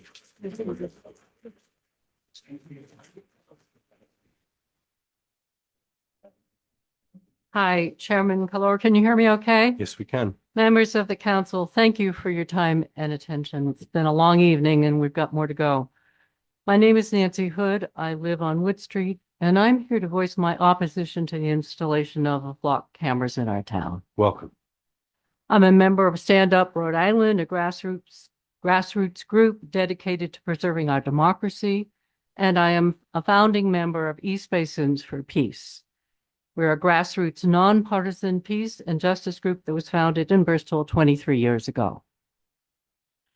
The question of installing flock cameras in our communities is a nonpartisan issue and has raised alarms among people across the nation and across the political spectrum. Many towns and cities, including our neighboring towns of Warren and Portsmouth, have decided against installation, and others are ending their flock contracts because of liability issues and civil liberties concerns. The question of installing flock cameras in our community, I already said that, sorry. In my 80 years, I have lived through some very turbulent and dark times for our nation. But never have I been as fearful for the future of our democracy as I am now. My opposition to flock cameras is largely because of these perilous times that we're living in. Perilous times when the fundamental principles of democracy are under attack. I respect and have faith in you, Chief Lynch. I do. Thank you. And I'm not opposed to solving crimes and catching criminals, definitely not. However, flock cameras are being used for much more than that. And I have no faith in who besides our local police force will access our data and what they'll do with it. That's the issue for me. At a time when people seeking refuge are being treated as criminals and worse, and their neighbors who are exercising their First Amendment rights by standing up in peaceful protest and are labeled domestic terrorists and met with violence and deadly attacks by government agents, flock cameras have been employed to track down immigrants and record protesters' whereabouts. A November 20th article by EFF, which I think you all have copies of, that's Electronic Frontier Foundation, reported the results of their research of flock data obtained through a public records request. They discovered that more than 50 federal, state, and local agencies ran hundreds of searches through Flock's national network of surveillance data relating to public protests. In case you have any doubt, the peaceful protesters exercising their First Amendment rights are under surveillance and in danger. In Maine, where Homeland Security has launched, quote, Operation Catch of the Day. Now think about that for a moment. Who would refer to other human beings as catch of the day? Historian Heather Cox Richardson reported in her January 23 Letters from an American that an ICE agent took pictures of a legal observer's car, prompting her to remind him that it is legal to record their actions and to ask why he was taking her information. He answered, quote, "Because we have a nice little database and now you're considered a domestic terrorist." He appeared to be referring to President Trump's September 25th, 2025 memo, NSPM 7, that describes opposition to the administration's policies, opposition protected by the First Amendment, as domestic terrorism. I find this bone-chilling, and I urge you as leaders of our town, proud of its heritage and Independence Day parade, to consider the issues wisely and follow the example of our neighboring towns. Please oppose block cameras in Bristol. Thank you for your attention.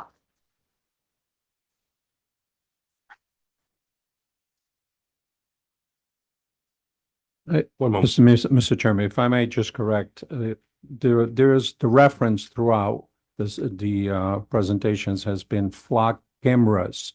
We're talking about one camera, not cameras in town. So let's make sure we don't leave here confused. Sir, How you doing? Thank you. You want short? I'll give you short. Less than 3 minutes. could you state your name and address for the record, please? Mike Vinciguerra. I just added 10 seconds. Sorry. Go ahead. Fair. Welcome. Lee Drive, Bristol. I have been a first responder on the fire department proudly for 5 years. And I have been a scout leader at Mighty Mighty Pack 6. Took my son all the way through it. So I do not have any qualms because I've worked side by side with the Bristol Police Department for years on dozens of calls.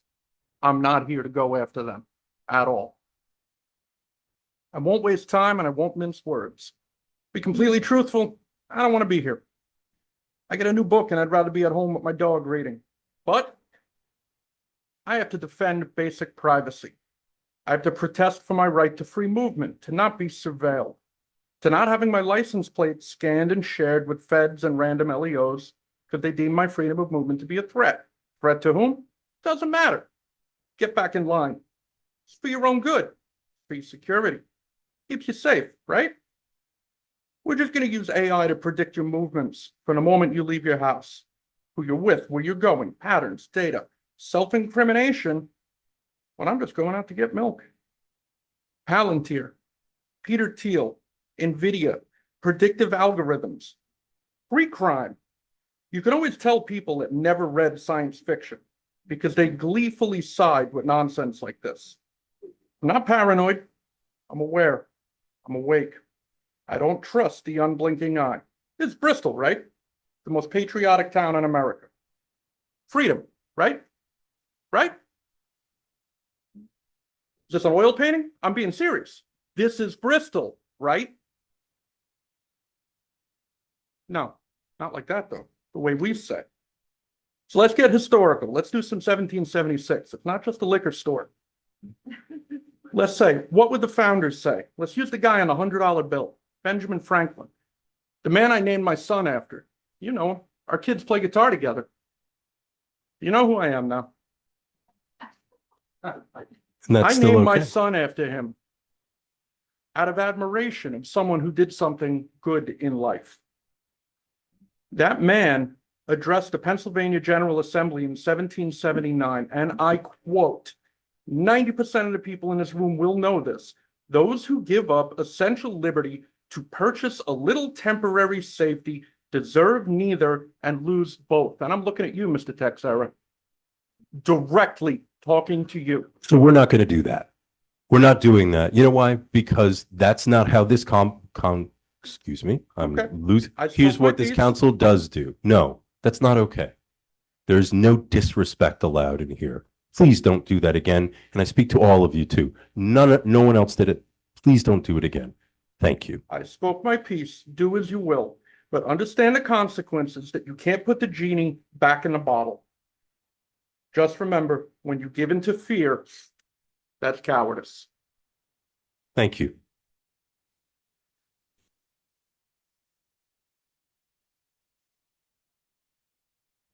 Welcome. Thank you, Chairman Calero, members of the Town Council. Appreciate the opportunity to speak tonight. Also appreciate the transparency that you're having this meeting in. It's an important issue. We appreciate that you're bringing it the public in. I will note that my Would you wife state- Sharon, Thank you. I was going to ask you to state your name and address for the record, please. my name is Warren Walschlager. I'm here Thank with my wife Sharon because she's in the audience, but we did submit written testimony to you prior to this meeting. You should have it as part of your package. We do. We live on Beach Road. Thank you. Hopefully you've had a chance to look at some of those materials we provided. I know they were voluminous. This is them here if you opened up all the attachments. But we explained in that background information that we oppose installation of flock cameras here in Bristol for a number of different reasons. I think some of them have been touched upon. We think it's an infringement on our privacy. You know, we are very concerned about the absence of any statutory or regulatory framework that is going to guide the utilization of APR technology here in town. But probably most importantly, we really think that the idea of enrolling every one of us, all of us Bristolians, in a national surveillance program is just antithetical to the core values that make Bristol a nice place to live. It just doesn't feel right to me. But tonight, I really want to just focus very briefly on an area we haven't touched too much on, and that's, I want to talk about flock security and its relationship with federal immigration agencies. The key flock selling point is that the customer owns the data. In this case, it will be the Rhode Island State Police. They own the data. They will control who has access to that data. It's right on their website. Unfortunately, we know that as recently as just last year, 2025, and we heard briefly about this, that an audit conducted by the Illinois Secretary of State discovered the fact that Flock directly granted access to Custom and Border Patrol, access to all Illinois license plate data. Now, that was granted to Custom and Border Patrol without the knowledge of elected officials in Illinois, without their approval, obviously, and it was granted contrary to explicit state law. When told about this problem, Fox said, well, it's true that we granted access to Custom and Border Patrol. It was done as part of a pilot program. And by the way, not just in Illinois, they said it was done nationally. And they said there were some communication problems, but Flock promised that they were going to pause those pilots. They weren't going to grant any more direct access to federal immigration agencies. But the fact is, we know this. We know that in 2025, Flock violated their own statements when they said they're not going to give access to federal immigration agencies. They did it in Illinois.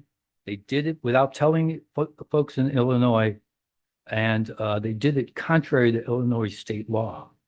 We heard it referenced by an earlier speaker that this was discovered by the Illinois Secretary of State. I do have copies of the Illinois Secretary of State press release about this event available for the town council members. We'll be happy to share it with the town clerk during or after my remarks. This stuff that I'm saying is well documented. So discussion about flock data and its relationship and its use by federal enforcement is pretty important for tonight's discussion. It's not talked about much. We hear a lot that there's prohibitions, there's ways to check the box to rule out any engagement of federal enforcement agencies, and it's important, and perhaps we have assurances from our Rhode Island State Police that they will never share flock data with federal immigration agencies, and that's really important. I trust and respect our Rhode Island State Police, and I respect our police, our chief here, all of our elected officials. I know that you all do what you think is right to protect our civil rights. But I don't trust flock, and I most certainly do not trust our federal immigration agencies. You know, the problem with our assurances from the Rhode Island State Police that there'll be no access granted to the federal agencies is that it's very well documented that these enforcement agencies, these immigration agencies, they don't need permission to access flock data. We heard mention of it. There's a number of indirect backdoor and side door methodologies that folks like Custom and Border Patrol and ICE use to access flock data, regardless of the permission structure that the state police or anybody else might put in place. I'm not making this up. This is well documented in the University of Washington study that came out in November of 2025. You all have it as part of the package. We gave you this material. It clearly documents that federal immigration agencies are accessing flock data by a variety of backdoor and side door methodologies. So we appreciate the state police assurances that they're not going to share data with immigration, and we believe them. But again, these immigration agencies, they don't need the state police approval to access state police data. They can get it from a lot of different methods. You know, this is especially true in a state like Rhode Island that doesn't have any legal framework. We've heard a lot of folks talk about their concerns about the absence of a regulatory framework. This is not just a partisan concern. We've got conservative leaning states like Idaho and Montana, Arkansas. They've joined with a bunch of more traditionally liberal states in enacting very strict regulatory framework regulating the collection and the sharing of flock data. We don't have that in Rhode Island, and that's a critical liability.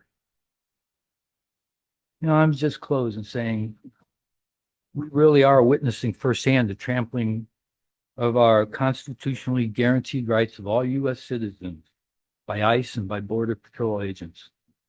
Even as we meet tonight, immigration agents representing ICE and Border Patrol are on the streets of Minneapolis, and they're on the streets of Portland, Maine, and they're all scattered throughout the country.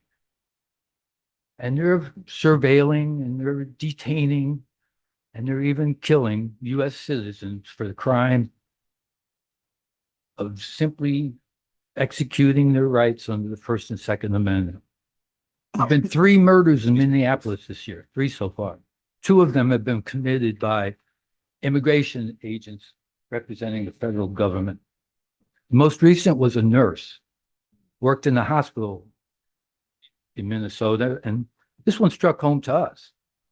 Sharon worked as a nurse in a hospital in Providence for a number of years. You know, these murders are real. This violence is ongoing, and it's occurring, and it's being promulgated by the folks in the federal immigration agencies, and they are using flock data to drive their agenda, to guide their actions. There's a direct correlation between ICE and what's going on with flock. And there's a reason why immigration agencies want access to flock. There's a reason why so many folks are concerned that let's not let immigration agencies get flock. So you're faced with a choice, the way we see it: either stand up and protect the rights of Bristolians to privacy, or you voluntarily enroll us in a national surveillance program that's being run by Flock, the very company at the heart of the outrage that's playing out on American streets tonight. Elected officials at all levels need to be laser focused at this time. This is a dangerous time, we've heard. And I think you need to be laser focused on protecting the civil rights, the privacy of those constituents who elected you and who you're charged with representing. You know, we urge you to listen to the concerns you're hearing tonight from Bristolians. We urge you to join with your sister communities in Warren and last night in Portsmouth and communities all throughout the country.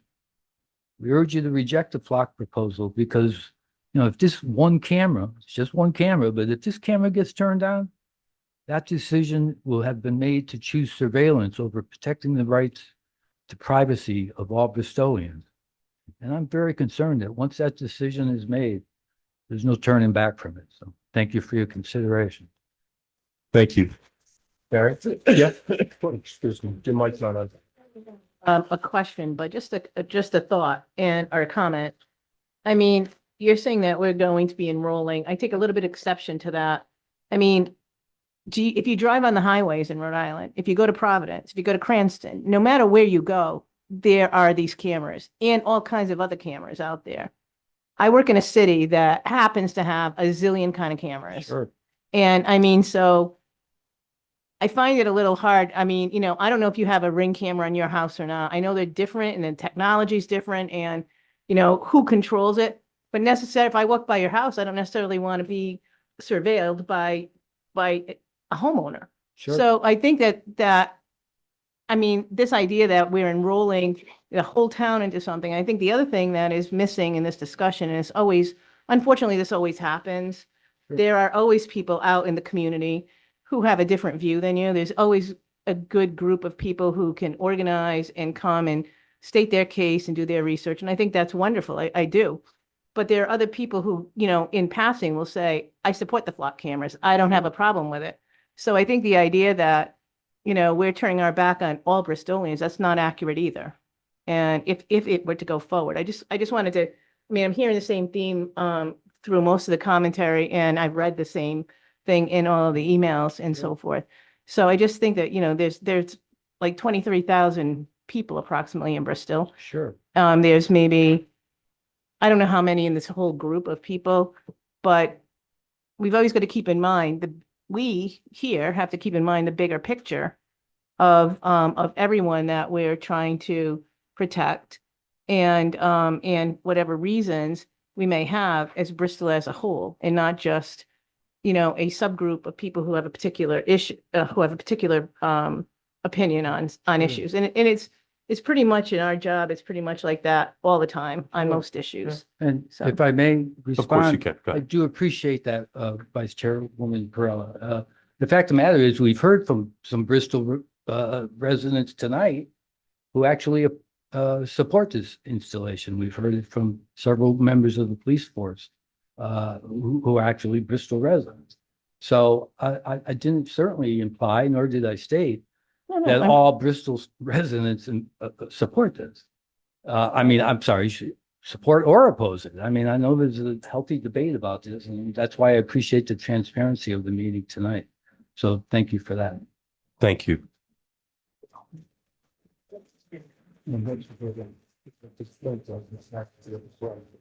Hi, Michael Kane, Mulberry Road. I'm here to support Flock. All right. I had some prepared marks that I wanted to say, but both chief and everybody else from the law enforcement community, they pretty much said what I was going to say. I lived here 23 years. I'm a retired police officer. I retired from Succot Police Department after 26. I know what it takes to, you know, investigate crime. It's just another tool. It's not a panacea. It's just a tool. All you got to do is look at the information and stuff. It takes a photograph and then you're on your merry way. I have no problem with it. The only thing is that one is not going to be enough. You should have two. If you're thinking about one, then you need two, one for each direction. That's it. Michael, how many block cameras are there in the property? Last count, I mean, I retired in 22, so we had about 25. I'm not sure what it is now, because I'm kind of mentally checked out on that, but yeah, So at In- least 25, you think? Yeah. Your mic's not on. Yeah, and when we got the traffic cameras, mic. when we got the traffic cameras and stuff, I shared all that information, like the chief, I shared it all with Google Maps, Waze, like every time you drive through, you know where the cameras are and stuff. There's no hiding it, just it is where it is. If they put these flock cameras in, around town Bristol will have it on their thread in about 2 minutes. Well, I work in Pawtucket for like 30 years. I don't know where they are. So you can tell me someday. Seriously, I have no idea where they are. But, you know, obviously I'm pretty sure I must be on them every day. Yeah, so am I. Yeah. I'm on camera at the bank, at Clemens Market, at the Ace Hardware, like you're being, and the controls that the chief has over all of that clock data is way more stringent than any camera on any house or in any store. And did in Pawtucket, did they run into any liability issues or that you're aware of that with those No. that many cameras? I mean, that's a lot of cameras. No, but 99, with the flock cameras, 99% of that data dies on the vine without having ever been seen by human eyes, ever. Thank you. Right? And I think one of the other points is that, you know, we can opt out of it. And I think one of the things that's missing in the agreement is like a clause that just says either party, like in a contract, can opt out with, you know, X number of weeks notice or immediately, whatever. I mean, if this is not working out, you can just get yourself out of it. You don't have to continue to have the camera. Right, that's a policy decision. Oh, I know. Yeah. Yes. But I'm just saying that's the only one thing I think is missing in the agreement. Thank you. Am I good? Mr. Chairman, I'm Thank you. sorry, I just didn't get the address. I don't know Oh. if he stated it. I just. Didn't get your address. I'm I'm sorry. sorry, did you say the address, the street? Yeah, Mulberry. Oh, okay, I'm sorry, I didn't hear it. Thank you. Thank you. Welcome. Hi, I'm Samantha Faria. I'm here on Franklin Street, and I appreciate that you're all staying late, that everybody's here, that everybody cares about this issue. So I am urging you to reject adding any flock cameras. We are one of the safest towns, as we've all heard. We live in a fantastic town. I'm not really worried about that changing. You know, if you get locked out of your house, you've got the police, rescue, fire department, all within like 2 minutes. We are very lucky to live in such a great town. So the biggest issue that I find and was brought up, like these key words that I wrote down were brought up by the state police, by other speakers, is that these cameras, they're not preventative. They're just something you can use after the fact. They're just reactive. They don't actually make us safer.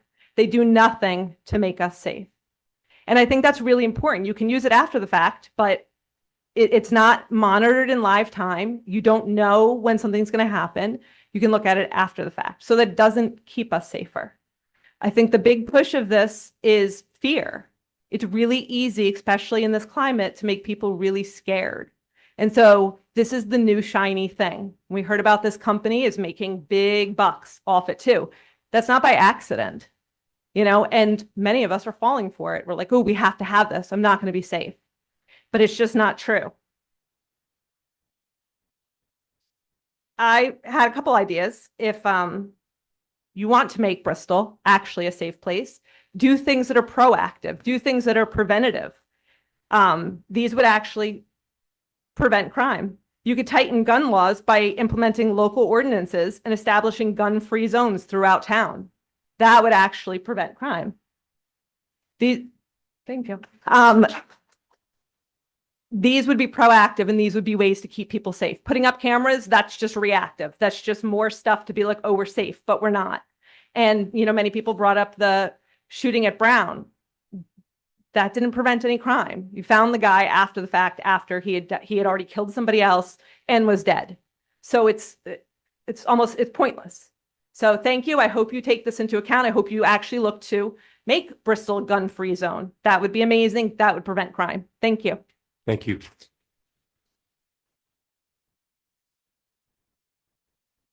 Hi, council members. My name is Madeline McGonigal. I'm the policy associate at the ACLU of Rhode Island. I'm sadly not a Bristol resident. I I would wish to echo a lot of the concerns of the concerned citizens that have spoken so eloquently before me. I just wanted to touch on a couple points that I noticed when you all were talking before. So specifically, Councilor Perella, as you said, our major concern is that there is no law in place. I mean, some other people have said that as well. Legislation has been introduced for at least the last 4 legislative sessions. All of it would put in place municipal requirements for these cameras, as well as allowing discrete uses for these cameras in our communities, specifically the databases that were referenced before, stolen vehicles, and if there is a suspicion of a violent crime or a domestic violence offense. I will say, and with all due respect to the law enforcement in the room, those legislative efforts have been opposed by the police chiefs in the last 4 years. Additionally, with those laws, if any of them were in place today, nothing would have impeded the Brown University investigations. All of that data would have remained, and it would have been searchable in that time frame of the investigation. Nothing would have impeded the investigation as it went.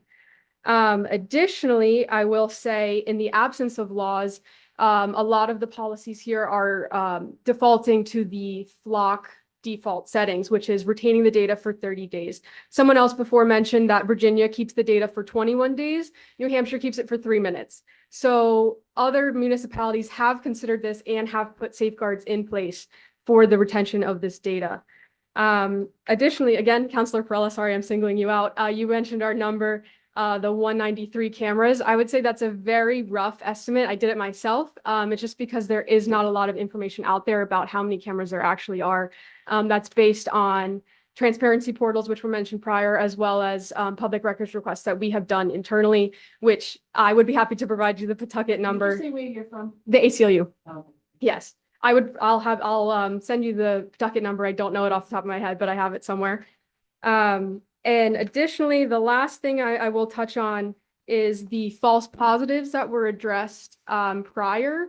Another example of that is if a license plate reader misreads a 2 as a 5 or an S as a 2. And additionally, those databases that were mentioned prior sometimes aren't refreshed. So perhaps, say, an Amber Alert is issued for a certain car, it gets cleared up, there's nothing wrong, that car has not been taken off the hot list yet, and it still gets flagged by these systems. So we have seen reports of that happening, and I'd be happy to provide the council with that information as well. And I would be happy to answer any questions you may have about anything I've said tonight or anything that we've provided in the last few months as you've all considered this. Council? I would just say that your document that came out today, and that it was very helpful. I mean, very interesting. I do, my experience in past lives and working with legislation and things like that, I would say that there's points that should probably be looked at and taken into consideration if the council of the state moves forward, because it is, there's, I know where you're coming from on this, you're opposed to it, but it's also important to notice like each section and what might be deficient. So, thank you. And I just had a quick question. In April 24th of 2024, Representative Solomon is trying to push forward legislation on flock, which I am completely for. And I was just curious why the ACLU, you wrote a letter in the testimony of support of full flock, of the flock, in as part of that testimony. And I was just curious if you could just explain the turn of events there. Sure, I will say thank you for that question, Counselor. There are purposes for this technology. As I said before, having these outlined discrete uses will help solve criminal investigations, and I'm sure will help law enforcement. Okay. Our main problem, as I said, is that there's no laws around it, and so we're left to rely on policies, both in police departments and flock itself, that could change at a moment's notice. And additionally, we are worried about how these cameras could be used to kind of create a web of someone's movements. And many other people have actually mentioned the data sharing parts of it. And so just kind of all of those concerns compounded together has led us to this moment. Thank you. Any other questions on the council? No, I don't have any questions for Madeline. I do want to thank you for all the information that you've given us and everything like that.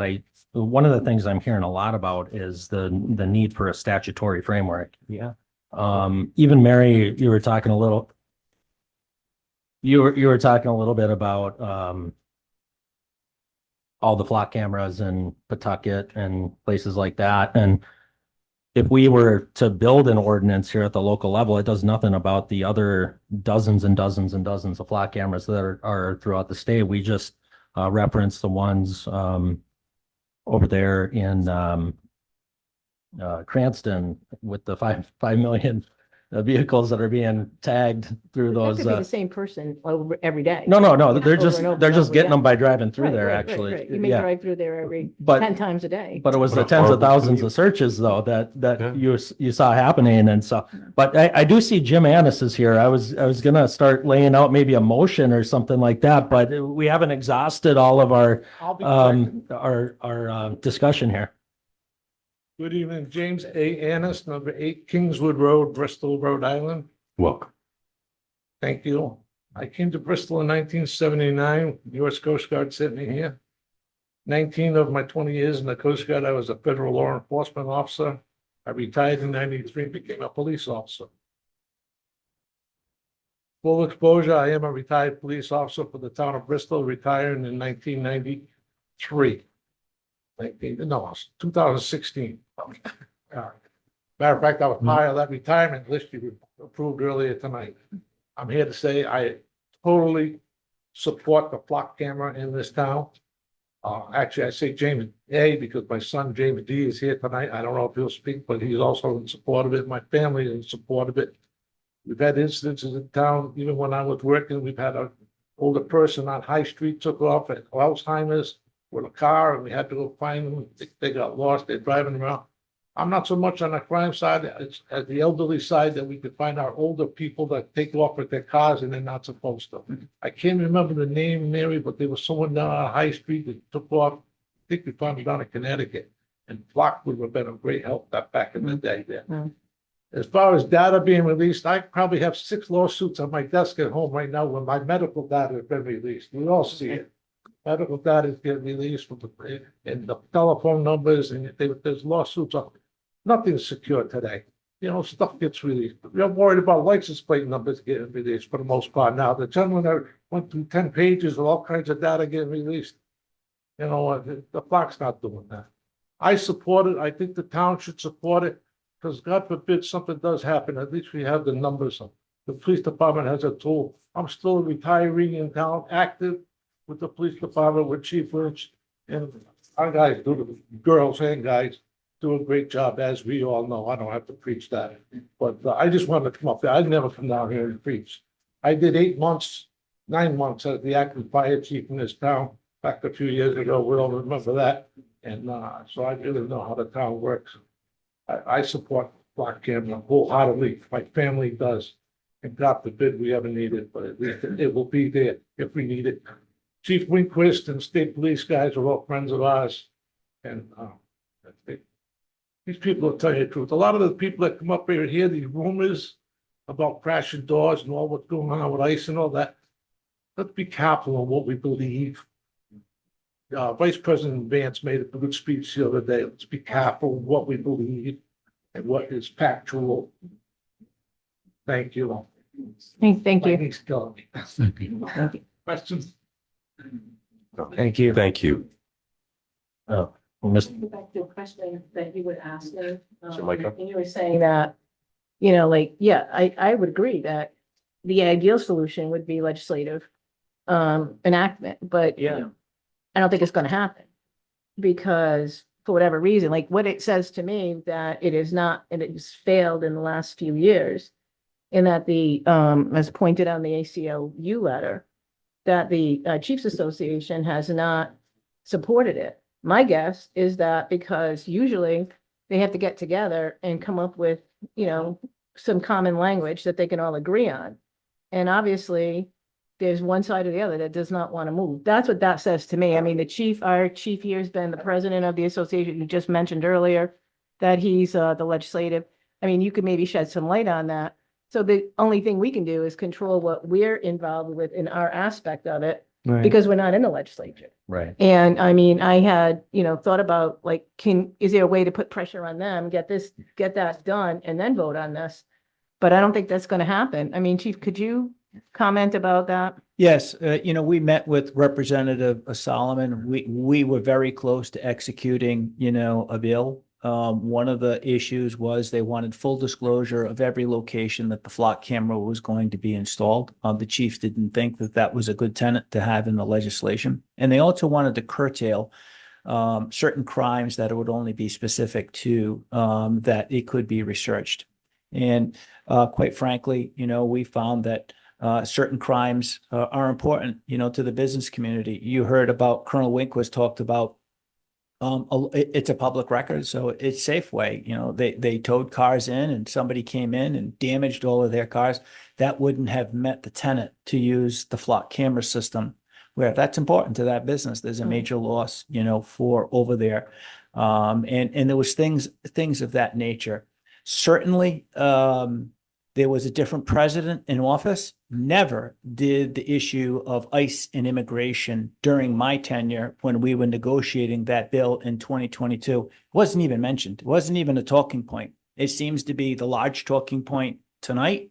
I think it's pretty clear. Rhode Island law enforcement does an exceptional job. We see things that are going on in other states. I'm sure it's worthy of mention here.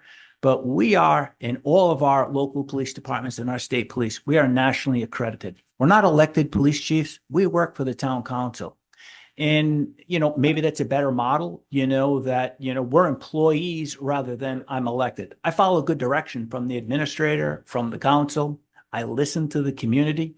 And if I could just say, I want to thank the people for having support and mentioning it. It's important to me. I'm an older person too. I value what people think about the job that I'm doing. I care about them.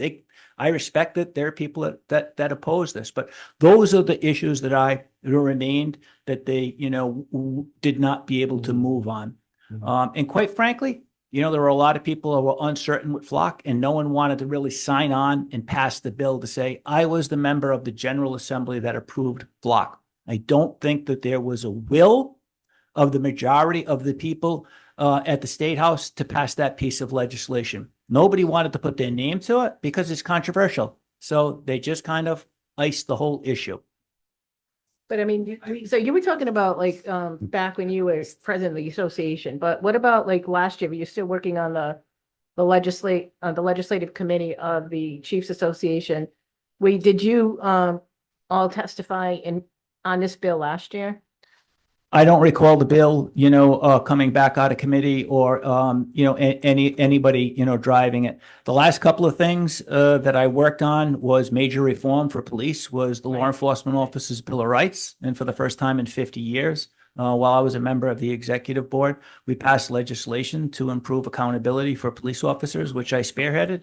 And I also was a part of the executive board, which spearheaded body-worn cameras, which many people wanted, and an opportunity to monitor police and their actions out into the field. And I was supportive of that legislation as well.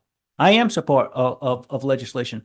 I can tell you that my 40 years of public service, that bill does not get across the finish line. I don't think it's a bill of importance for the Rhode Island General Assembly this year. Well, I think that people like in some of the cities where you have multiple cameras. I mean, you have 60 in Providence and 25, in Cranston, whatever. People are not thinking about it. They just go about their everyday life, I think. So, I mean, I think if people were to put more pressure on their legislators, it might do it. I think it might have been in the ACLU document that we got today that they had a link to the bill from last year. So I just happen to print it My out. professional opinion, I think it's a good talking point to try to kill, this moving forward. We rely on policies and procedures as nationally accredited organizations. We don't rely on state law. I run the Bristol Police Department based on over the 100 rules, regulations, policies, procedures, memorandums of understanding. I don't thumb through the Rhode Island general law on how to manage and lead the Bristol Police Department.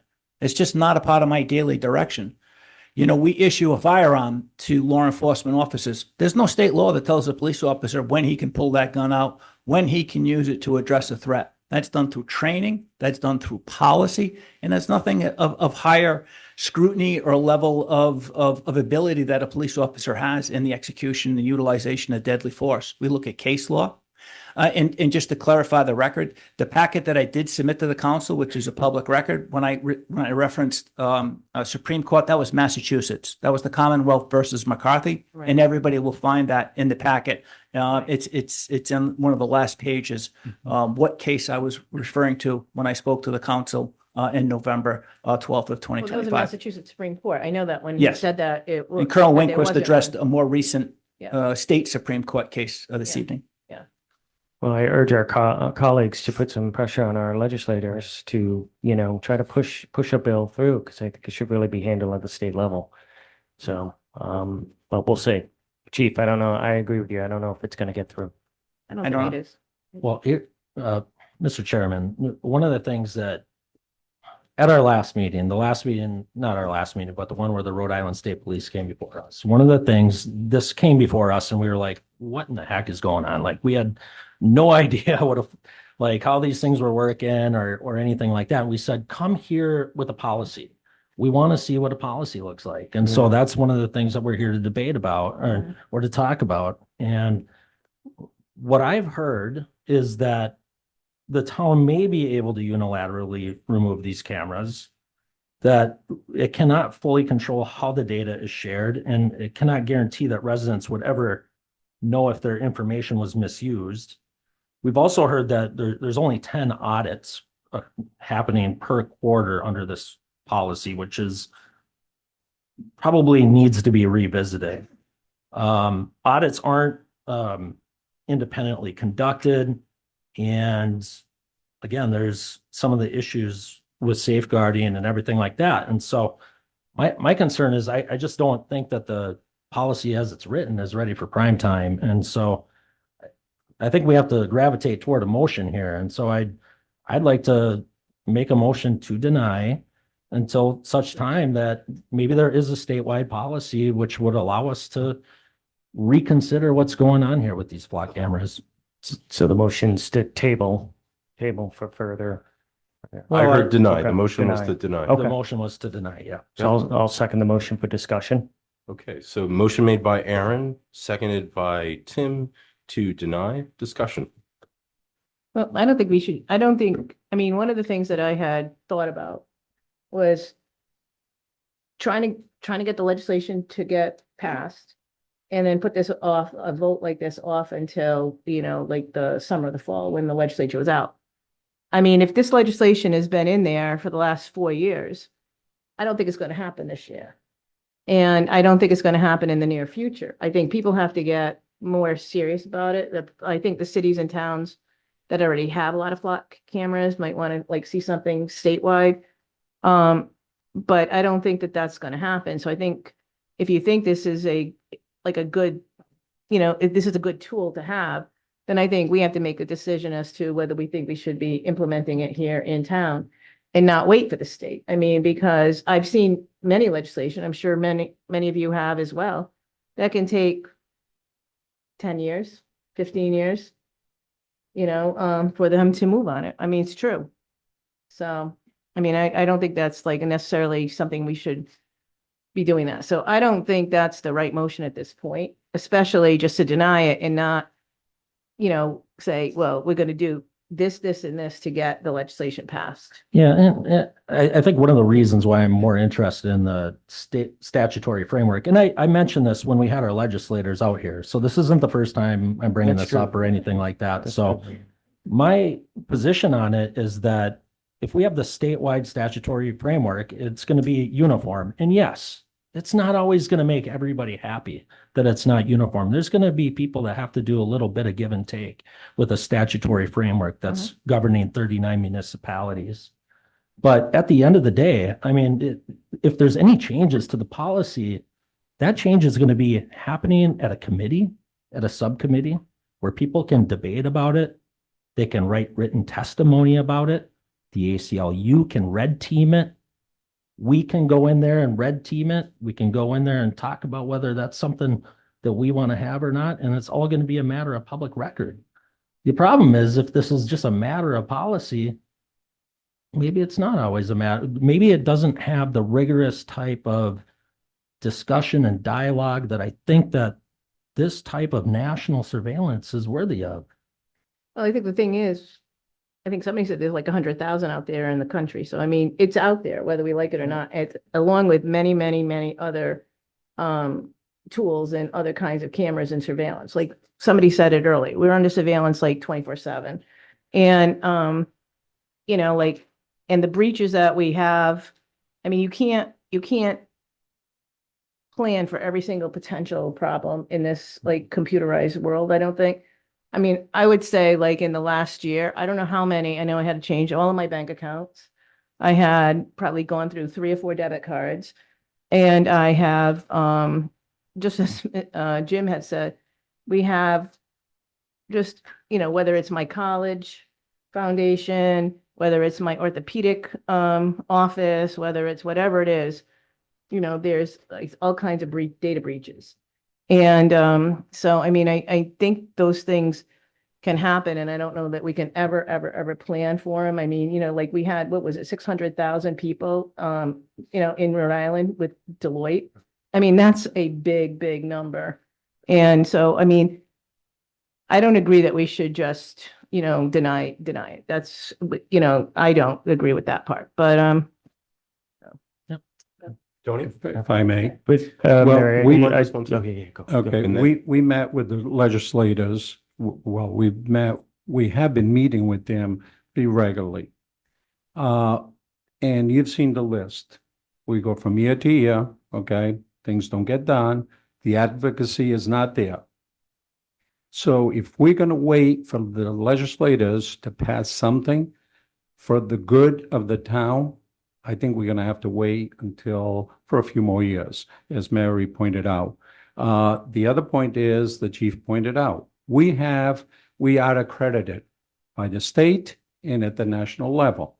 We work by the standards, as the chief pointed out, and I'm very familiar with that because I just did that in Little Compton.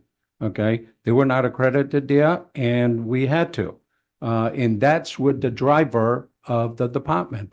The standards that are they're put into place, and they have to be approved at the state and national level. So for us to stand by and keep saying, let's put it off and wait because they're going to come to our rescue, I think we're going to be dead before they do that. Or some of those folks who no longer will be in office. So I would say that we need to move on our own and to take the action that it's in the best interest of the town. Tim? No, I'm good. You sure? Yep. I just wanted to mention the penalties for misuse and just say, like, there needs to be clear administration, discipline, civil liability, potentials of criminal consequences when there's data breaches, Mary, just to get back to your point. And I don't think that's really formulated yet. You know, as far as when people are misusing the data and everything, I don't think they're held to a higher standard. And that's a real problem. We got to get there. But I think that's happening everywhere, to your point. it might be, right, and I think, I mean, I don't know if this is right or not. My sense is that, at least with the state police overseeing it, as opposed to like every single city and town separately, you know, I mean, they're still going to be separate because these towns already have it, but like, at least there's going to be, you know, an organization that is very well respected in Rhode Island and has been for many, many, many years. And I think that is a good point. So that can maybe bring some stuff together where people would, you know, like the best practices and so forth. So, I mean, obviously, if there was going to be any changes to the policy, you know, if they make a change in the policy, then I would say they need to come to all the cities and towns, and certainly to Bristol. It would need to be included in anything that we agree to, that they are going to come here and make sure that we're aware of it and that we vote okay. Because you can't just wake up one day and there's 20 flock cameras, you know, but. Hey, appreciate the dialogue, seriously. It's, I mean, I you know. don't see this everywhere, you know? No, I know, I do too, yeah. Yeah. I always take you, I always challenge, you always challenge. I know. Challenge me. No, it's like, I tell the students that all the time. Democrats and You Republicans. said you're right, you said you're right. Policy. Thank you to the public for taking a moment out of your day taking a lot of moments out of your day. It's a much longer meeting than we normally have. Thank you for feeling comfortable to come up and speak your mind, and share your thoughts. Tell us what where your concerns are, what you support, what you don't support. I have been on record, I'm going to speak for myself here. I normally speak for the council. I've been on record as that I support the police department, not that my colleagues don't. I support the police department. I used to work for a family that said you trust with verification. And I have, and my colleagues have too, spent a lot of time looking at this, listening to the input from many. I am in support of state legislation. I'm also in support of not waiting. I don't, I agree with what was said on my colleagues to my right, that it doesn't seem like it moves fast enough. And I don't mean on this, there's other things too that I feel like we've asked for a forward momentum. I had a conversation with the chief recently about the Police Chiefs Association supporting legislation moving forward. And we've been on record as saying that multiple times. I believe that we can't just be words. We can't just sit here and say, I trust the police department if you don't actually trust the police department. That doesn't mean we follow blindly. We have to ask questions. We have to make sure. For myself, I see this as a benefit to, if we need it. I think it was said a few times about after the fact. I'm going to make it totally personal. I've got 2 kids. I can't express, there's no time fast enough to find one of my kids if they were abducted. And if Flock allows me or you to do that much faster, the concerns that have been expressed tonight are real. I know that there are concerns out there. I believe that a couple of things. One, if we were to pass this, that any changes to technology, the use of this technology or policy, will come in front of the council. I also think, and this hasn't come up tonight, is that if this council did pass this, that this should be reviewed in 1 year at this council to make sure that things are followed the way that we're being told. We have a motion on the floor right now, and I'm asking to make sure my colleagues don't have anything else that they'd like to share before we take a vote.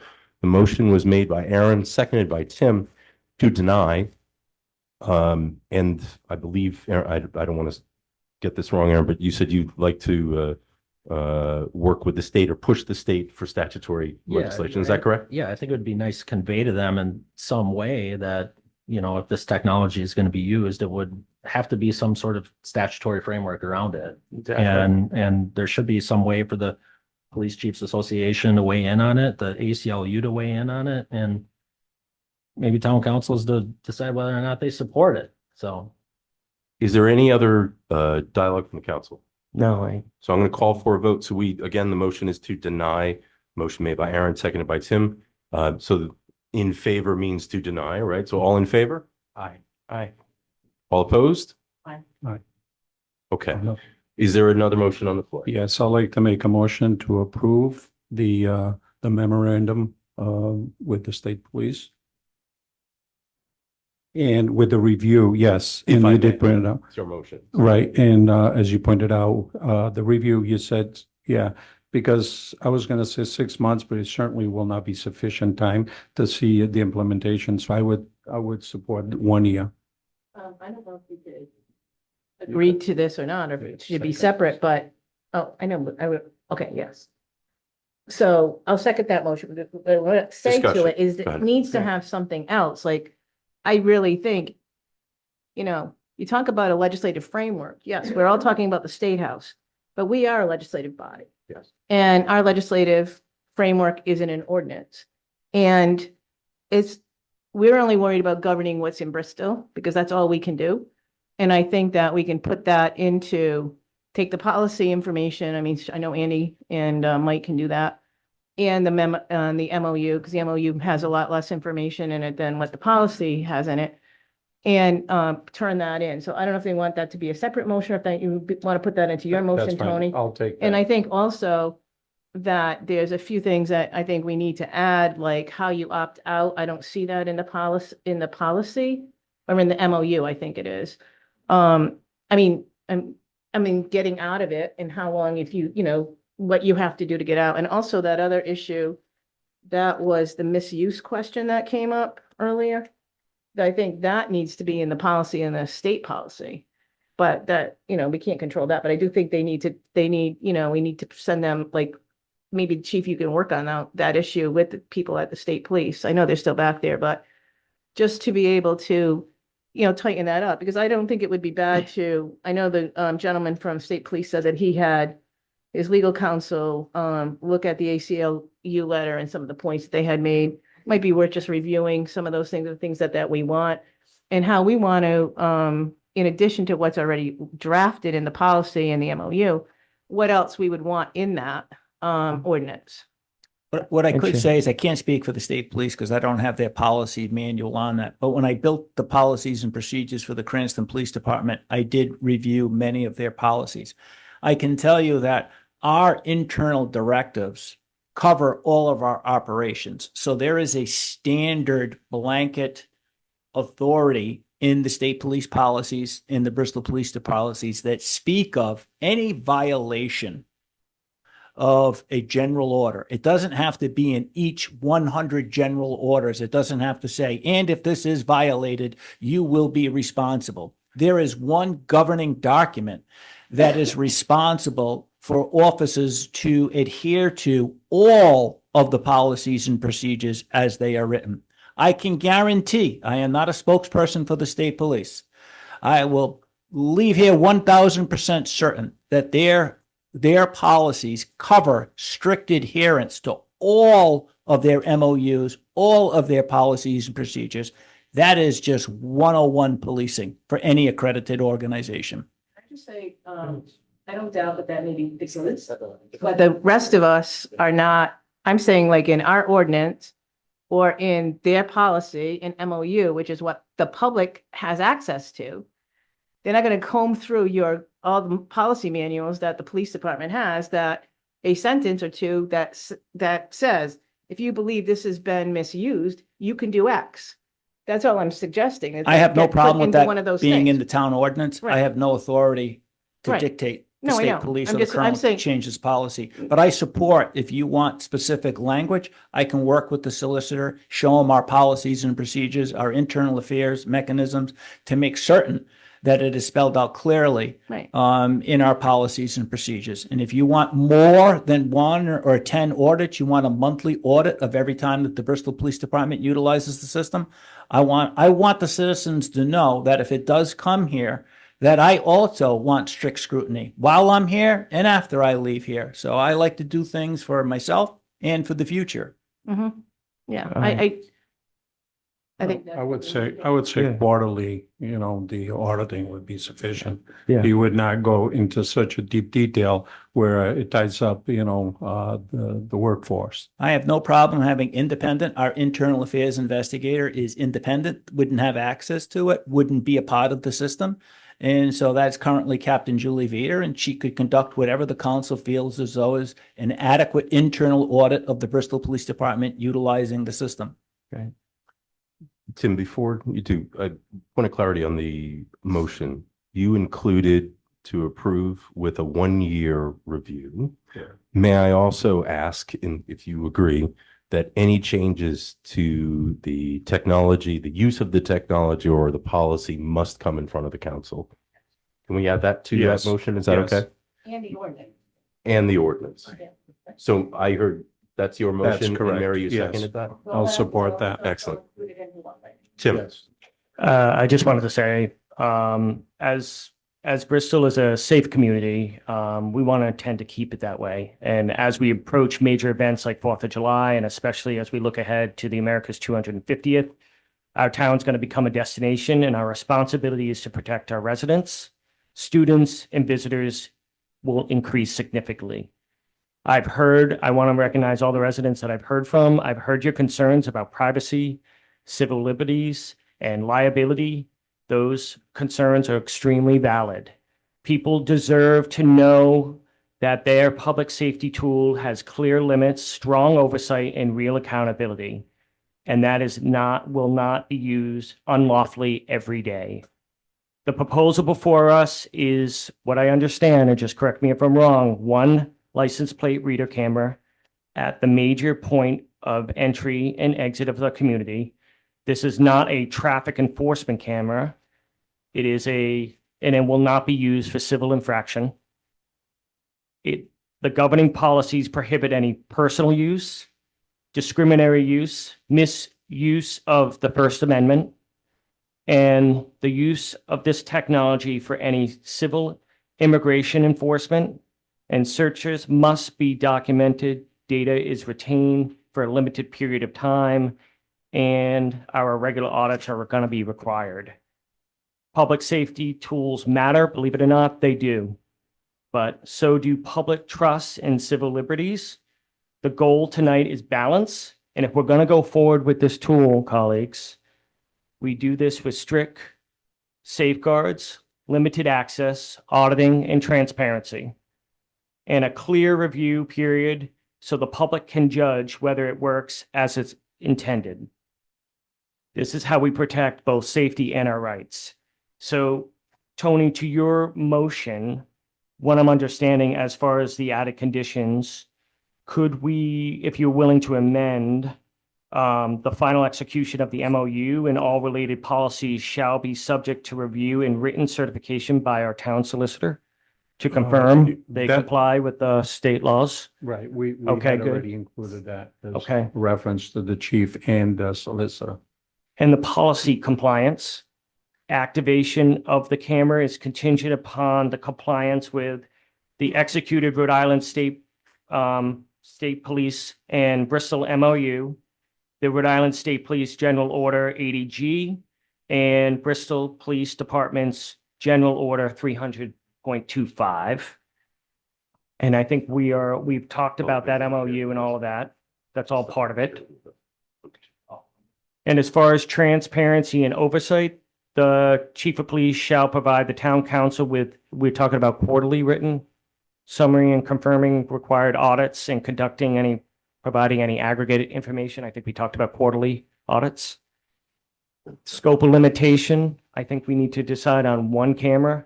And if there's going to be considered of any other cameras, they have to come in front of our council. Yes. Okay, I'm just stating it out for the record and what the motion is. And then if we're going to do a review, we should do a review of the program in 12 months as part of compliance, and just make sure the audit results are correct, public safety impact, and make sure that it's working as it is intended in our town. So that's I think my. You repeated a few and I of the think things that we already had. You already included. covered. I'm just restating it just to make sure I'm Okay. clear Yep. and I understand what we're going to, if we're Appreciate moving that. forward with this, we need to make sure we have strict written guidelines. Appreciate that. Thank Okay, you. you're welcome. I will in a second. Anything else from the council? I said anything else from the council? No? Okay. So we had a motion and a second. Motion made by Tony, seconded by Mary, as stated. There was a lot there. Yeah. No other discussion? All in favor? Aye. Aye. All opposed? Thank you. Thank you all.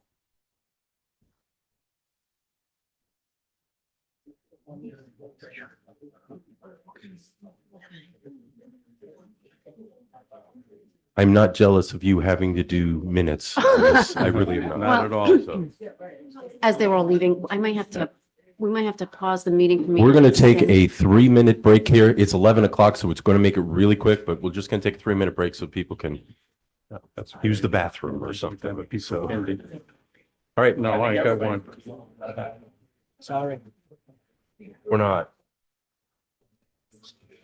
I kept you folks here so late. I'm sorry. We're going to, from here. Go ahead. Go. The meeting at 11:30. We don't go this long. No, I got some candy, but thank you.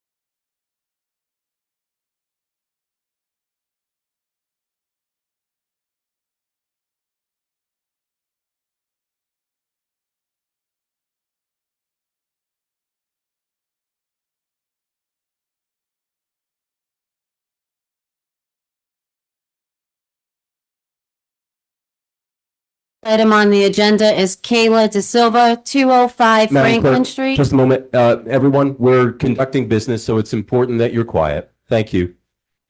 Kayla De Silva, 205 Franklin Street, Unit 2, requests council consideration to keep holiday lights installed after Christmas and reactivate them for 1 month in June and July, and this is continued from January 7th. I know Chris Perella, DPW Director.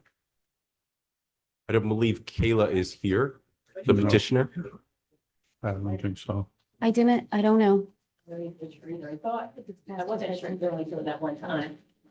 Hey, Chris. Good evening. So, Chris, we continued this agenda item. This agenda item was a request for the council to consider leaving the lights. I know you're familiar with it, but just for the record, leaving the Christmas lights on the trees and lighting them again, call it mid-year or so. We had actually had a little bit more than a little bit of dialogue on it, but we continued it because are you a grandfather? Is that why we're, yes? Yes, it is. Yes. I am a proud Congratulations. grandfather. Can we have a round of applause for Chris?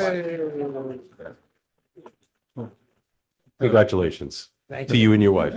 Thank you. Oh, yeah, and your daughter too, Yeah, right? So- she had a little small part in it, yes. So could you share your thoughts on this and your recommendation to this council? Sure. So I did listen to it, even though I wasn't here, I went back and listened to it.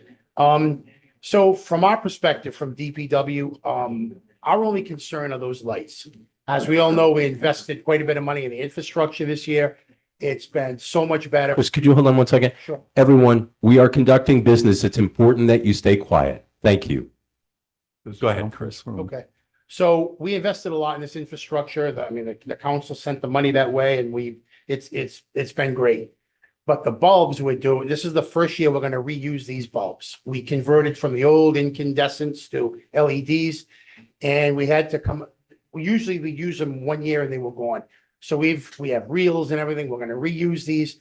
They were expensive. They were $12,000, but we plan to get multiple years out of these. So I'm not against keeping these in the trees any longer than we have to. The other concern I have is if you keep them there as the as the leaves start to grow and come out in the spring, they wrap around these things. And I mean, we've all seen it before. Things get tight, even extension cords you might have in a tree. It gets harder to pull it out. You could damage the tree, you could damage the lights. So I would not be at all a proponent of leaving them there. Now, if the council wants to put anything up at any time, I would not suggest those particular lights, but whatever you'd want to do, we certainly would put them up or take them down at your behest. But I would not advocate leaving these up for that length of time. Right. Okay. Part of the dialogue was suggestions about possibly working with the 250 committee for red, white, and blue lights, possibly on the lamp post. I was talking with the administrator a day or so ago. That's not good, is it? That's 11 o'clock. 11 o'clock. 11 o'clock, you get time to go. Hold on, everyone. We usually don't go this late. This never happens. Never. right? So, yeah. So we had talked about suggestions about putting lighting on possibly some of the lamps there. The administrator and I spoke a day or so ago, and he reminded me that when we had the concerts at Colt School, that one of the DPW employees would put up red, white, and blue lights over there. So we were looking for some suggestions. We thought it was an interesting idea, but we understand that the amount of money that we've spent for these lights and what it would do to the trees and all of that. So it sounds like you'd be open and amenable to those suggestions or something like that. Is that fair? Without question. And we've already given a banner request, the 250th committee. Like, I know they want to put banners up. So once they submit that, we'll be able to evaluate how many they want, where they want. And in terms of lights, we'd be happy to, like I said, put those up wherever we'd like to. I would advise smaller bulbs. These are kind of big Christmas bulbs. Yep. I would advise smaller ones that you can wrap maybe in more configurations and red, white, and blue is a great theme if you wanted to do it at 4th of July. But we're amenable to putting up or taking down anything. We have the electrical infrastructure is there. It can be tapped into at any time. We have the truck, we have the experience, we'll be happy to do whatever you'd like to do. I just really don't want to use those What's there? particular bulbs, correct? So, Council? I think that it was, I think, I don't know if Kayla, we only met her that last meeting. I don't know if she was here or not. Tonight, because one thing we had asked her, or suggested to her was, it was clear that those bigger bulbs wouldn't work well and wouldn't be so great in the trees with the leaves. But if they wanted to maybe wrap around either the tree trunks or the poles, that she might want to discuss like other options, come back to us with other options, or talk to like the 250th committee, something like that. I don't know if she did. I don't see it in the written part, but I can't swear that she wasn't here. There was somebody I thought might have been her, but this went very, very late. So, so maybe we could find out, and maybe if she's watching this, she can get in touch with you. And I mean, I think that they would be able to get like, especially if she's going to be wrapped around the base of either trees or the light poles that are down there, the fancy light poles, then they may be able to get like some of the businesses to donate their strings, like in front of their, 2 or 3 of them. I don't think it would cost a lot of money. And I think they would be money out there with the 250th committee maybe, or with something else. So I think that's the message we get back to her if she wants to pursue it. Tonight was a little bit of an unusual meeting, so she could have left. So is the motion to deny this request and then kind of, Mary, I think you got a good point, kind of refer it to the 250 to consider committee? That Take sounds like look a at it? perfect motion. Okay. And with maybe with a little bit of guidance saying that we're not opposed to this No. conversation, just in its current form. Current That's all. form, the How's that? trees itself, yes. Is that fair, everybody? And So just have Kayla reach out to the 250, Yeah. So I heard that as a motion from Tim. Is there a second? Second. Is there a discussion? All in favor? Aye. Any opposed? Thank you. Thanks, Chris. Chris. Thank you very much. Have a good evening. You too. Congratulations. Oh, thank you very much. Yes. May I suggest that this council, I-1 is a longer conversation about changing some of our policies in regards to alcohol. Did I Yes. skip? No, I didn't. All right. May I suggest that we continue this item to our next meeting? So So moved. moved. Second. Oh, look at all the Uh, agreement around here. Yeah, I'm sorry. So I heard Tim as a motion and Mary with a second. All in favor? Aye. Any opposed? Thank you. Look at we go. Warren, we would never skip over you. You've sat here since 11. Come on up. Sorry, Madam Clerk. I'm Sorry, the skipping next around. item on the agenda is I2. This is the fiscal year 2026, 2027 budget schedule. And this is for the possible action to amend the date of the provisional budget vote from April 1st to March 25th for a special town council meeting. And so I'll say this quickly. When we originally did the council agenda, we had proposed budget dates from the 16th, 17th, 18th, the additional day of the 23rd, and then the vote on the provisional budget, on April 1st. But because of timeframes for public hearing and the requirements of advertising, it's actually best that we move a special council to Wednesday, March 25th to accommodate that vote for the provisional budget. So I'm asking the council to adopt this budget with the change to add the provisional vote on the budget to March 25th for special council meeting. So this is not an April Fool's. That is not an April Fool's joke, Okay, no. got it. I looked at the schedule. It worked for me. I didn't have a problem No. unless you guys did Me too. move forward. And just to be clear, the council meeting that is scheduled for April 1st will continue. This is just the vote on the provisional budget will be an added date of March 25th. And I am considering an ordinance that there are no April Fool's jokes for that evening. So just. Tell Tony. Tell Tony. I can. Yeah. So can we have a motion to adopt the amended budget schedule? So moved. So I heard that from Tony, seconded by Mary. Discussion? All in favor? Aye. Aye. Any opposed? Thank you. Oh, Madam Chair, Too late. could I? Move along. Just quickly, you guys do a great job. Could you cancel the previous invitations on our calendars and For send that, us for out those the new particular dates. So because you're I love actually that you only, guys keep our calendars. you're only going to get an extra one. I'm not canceling anything. You still keep the April 1st. So I'm Yeah, just adding one But you know more. what I mean. Just Yes, will update do. it. Thank you. Thank you. Mr. Warren, Chair- it's you now. Mr. Chairman and members of the council, the next item on the agenda is I3. This is Director Resenhausen, Bristol Parks and Recreation, and this is with a beach fee modification. This is discussion and possible action to amend the beach parking and season pass fees, including updates to the town fee schedule. Warren. Thank you. So this mainly is derived because of this new legislation requiring us to charge tax for the daily parking fees. So in order to make that happen, we have to separate what the fee is, the tax, and come up with a total cost. I have to try and make it so that we don't have to worry about having coins at the gate. So we're changing all the fees to make it even money. I'm not sure if Madam Clerk had a chance to update the resolution, so I should bring that up now. I did, however, I Okay. didn't get to make copies for everybody, so. So there was an error on my part, in the category of the in-town registered buses and the non-resident buses for weekdays. That should be the same as the weekends.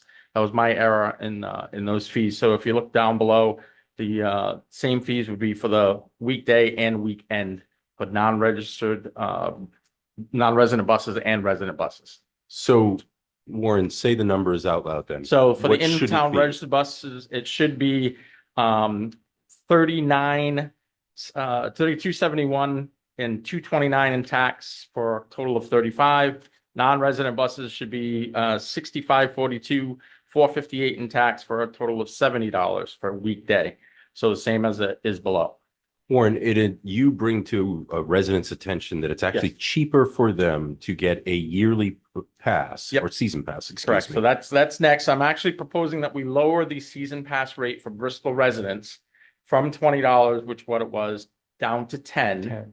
And that's mainly because of the we have to change the resident and the non-resident rates for weekday and weekend. They increased a little bit because of the tax situation again. So we don't charge for a non-resident. We'll never charge for a non-resident season pass. It's not something they can get. So we can lower those.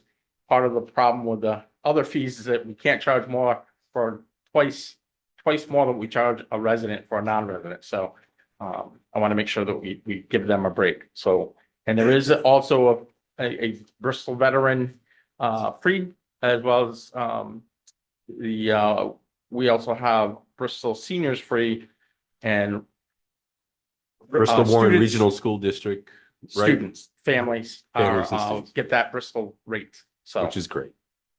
Any questions from the council? Can I have a motion to adopt as presented? So move. Second. Discussion. Hearing none, all in favor? Aye. Any opposed? Thank you, Warren. Thank you. Mr. Chairman, I think that the council may also want to entertain a discussion on how to change the fee schedule that is listed in the town ordinance. I don't know if the Take a council wants to refer it to the solicitor to make amendments so that way we can modify that. Andy? Yes. Not tonight, but. I like your attitude, sir. Okay, not. But you're tonight. right, though. The Madam Clerk and I had a recent conversation a day or so ago, and that we've moved to resolution. But what it does is when fees need to be updated by department heads for their particular departments, because residents don't go to the clerk's department to go see what a rate is for getting into the town beach. So it's important that if we stay on resolution, before it used to be an ordinance, and the ordinance would push it out to everything. Yeah. It is no longer an ordinance on a lot, which is, in my opinion, a good thing. But it does mean that Warren will be updating his portion of the website to reflect those changes, or Greg, the harbor master, will update his as we go along. Okay? Make sense? Makes sense. Yeah. All right. Thank you. Mr. Chairman and members of the council, the next item on the agenda is J1. This is bid 1079. This is the real estate brokerage services for the former Byfield School. We had the bid opening today at 12. We received one bid for that, and that was from HomeSmart, Kimberly Teves, and the bid amount is a to be determined amount. And that is because it is based on, Diane will tell you. Diane? I think it's based on two factors. Right, because this is someone who would help us get a long-term lease for the building. The fee is based on some formula, and I can't put it now, on the lease payments and the offer that the town would get. So the realtor gets a percentage of that, and so it's based on a future. Is it fair to say that we would get some kind of example of a calculation of what it might be so we can understand what Yes, Okay. yes. We normally, and I'm assuming right now, are going to refer to the administrator. And Mhm. so, Yes. Mr. Administrator? We'll get a contract, once, we negotiate it and we'll get it in front of the council for approval. Tony. So, we'll refer to the town administrator and, community development to come up with some numbers and come back to the council. I heard that as a motion. Is there a second? Second. Discussion? Hearing none, all in favor? Aye. Any opposed? Thank you. The next item on the agenda is J2. This is bid 1080 Stage and Sound Bristol 4th of July concert series. We also had the bid opening today at 12. We received two bids. One was from Audio Solutions in the amount of $59,800, and the second was from Sounds Advice LLC in the amount of $84,000. Make a motion that we refer it to the town administrator and the 4th of July committee. Second. Motion made by Tony, seconded by Tim. Any discussion? Hearing none, all in favor? Aye. Any opposed? Thank you. Mr. Solicitor. I would ask for a motion to go into executive session pursuant to Rhode Island General Laws 42-46, 5A1 for discussion related to the job, performance, character, or physical or mental health of a person or persons. And I would note for the record that written notice has been given to the individual and also notice of his or her right to have it in open session. And on then to remain in executive session pursuant to Rhode Island General Laws 42-46-5A5, discussion or consideration related to acquisition or lease of real property. So moved. Second. Motion made by Tim, seconded by Tony. Discussion? I will take a moment to say we are going into executive session. The video will stop. We will come back out into public session to end the meeting. And I'll just say on behalf of my colleagues and myself, thank you for the engagement this evening. There was a lot of engagement and this council appreciates it. Thank you. So all in favor? Aye. Any opposed? Thank you.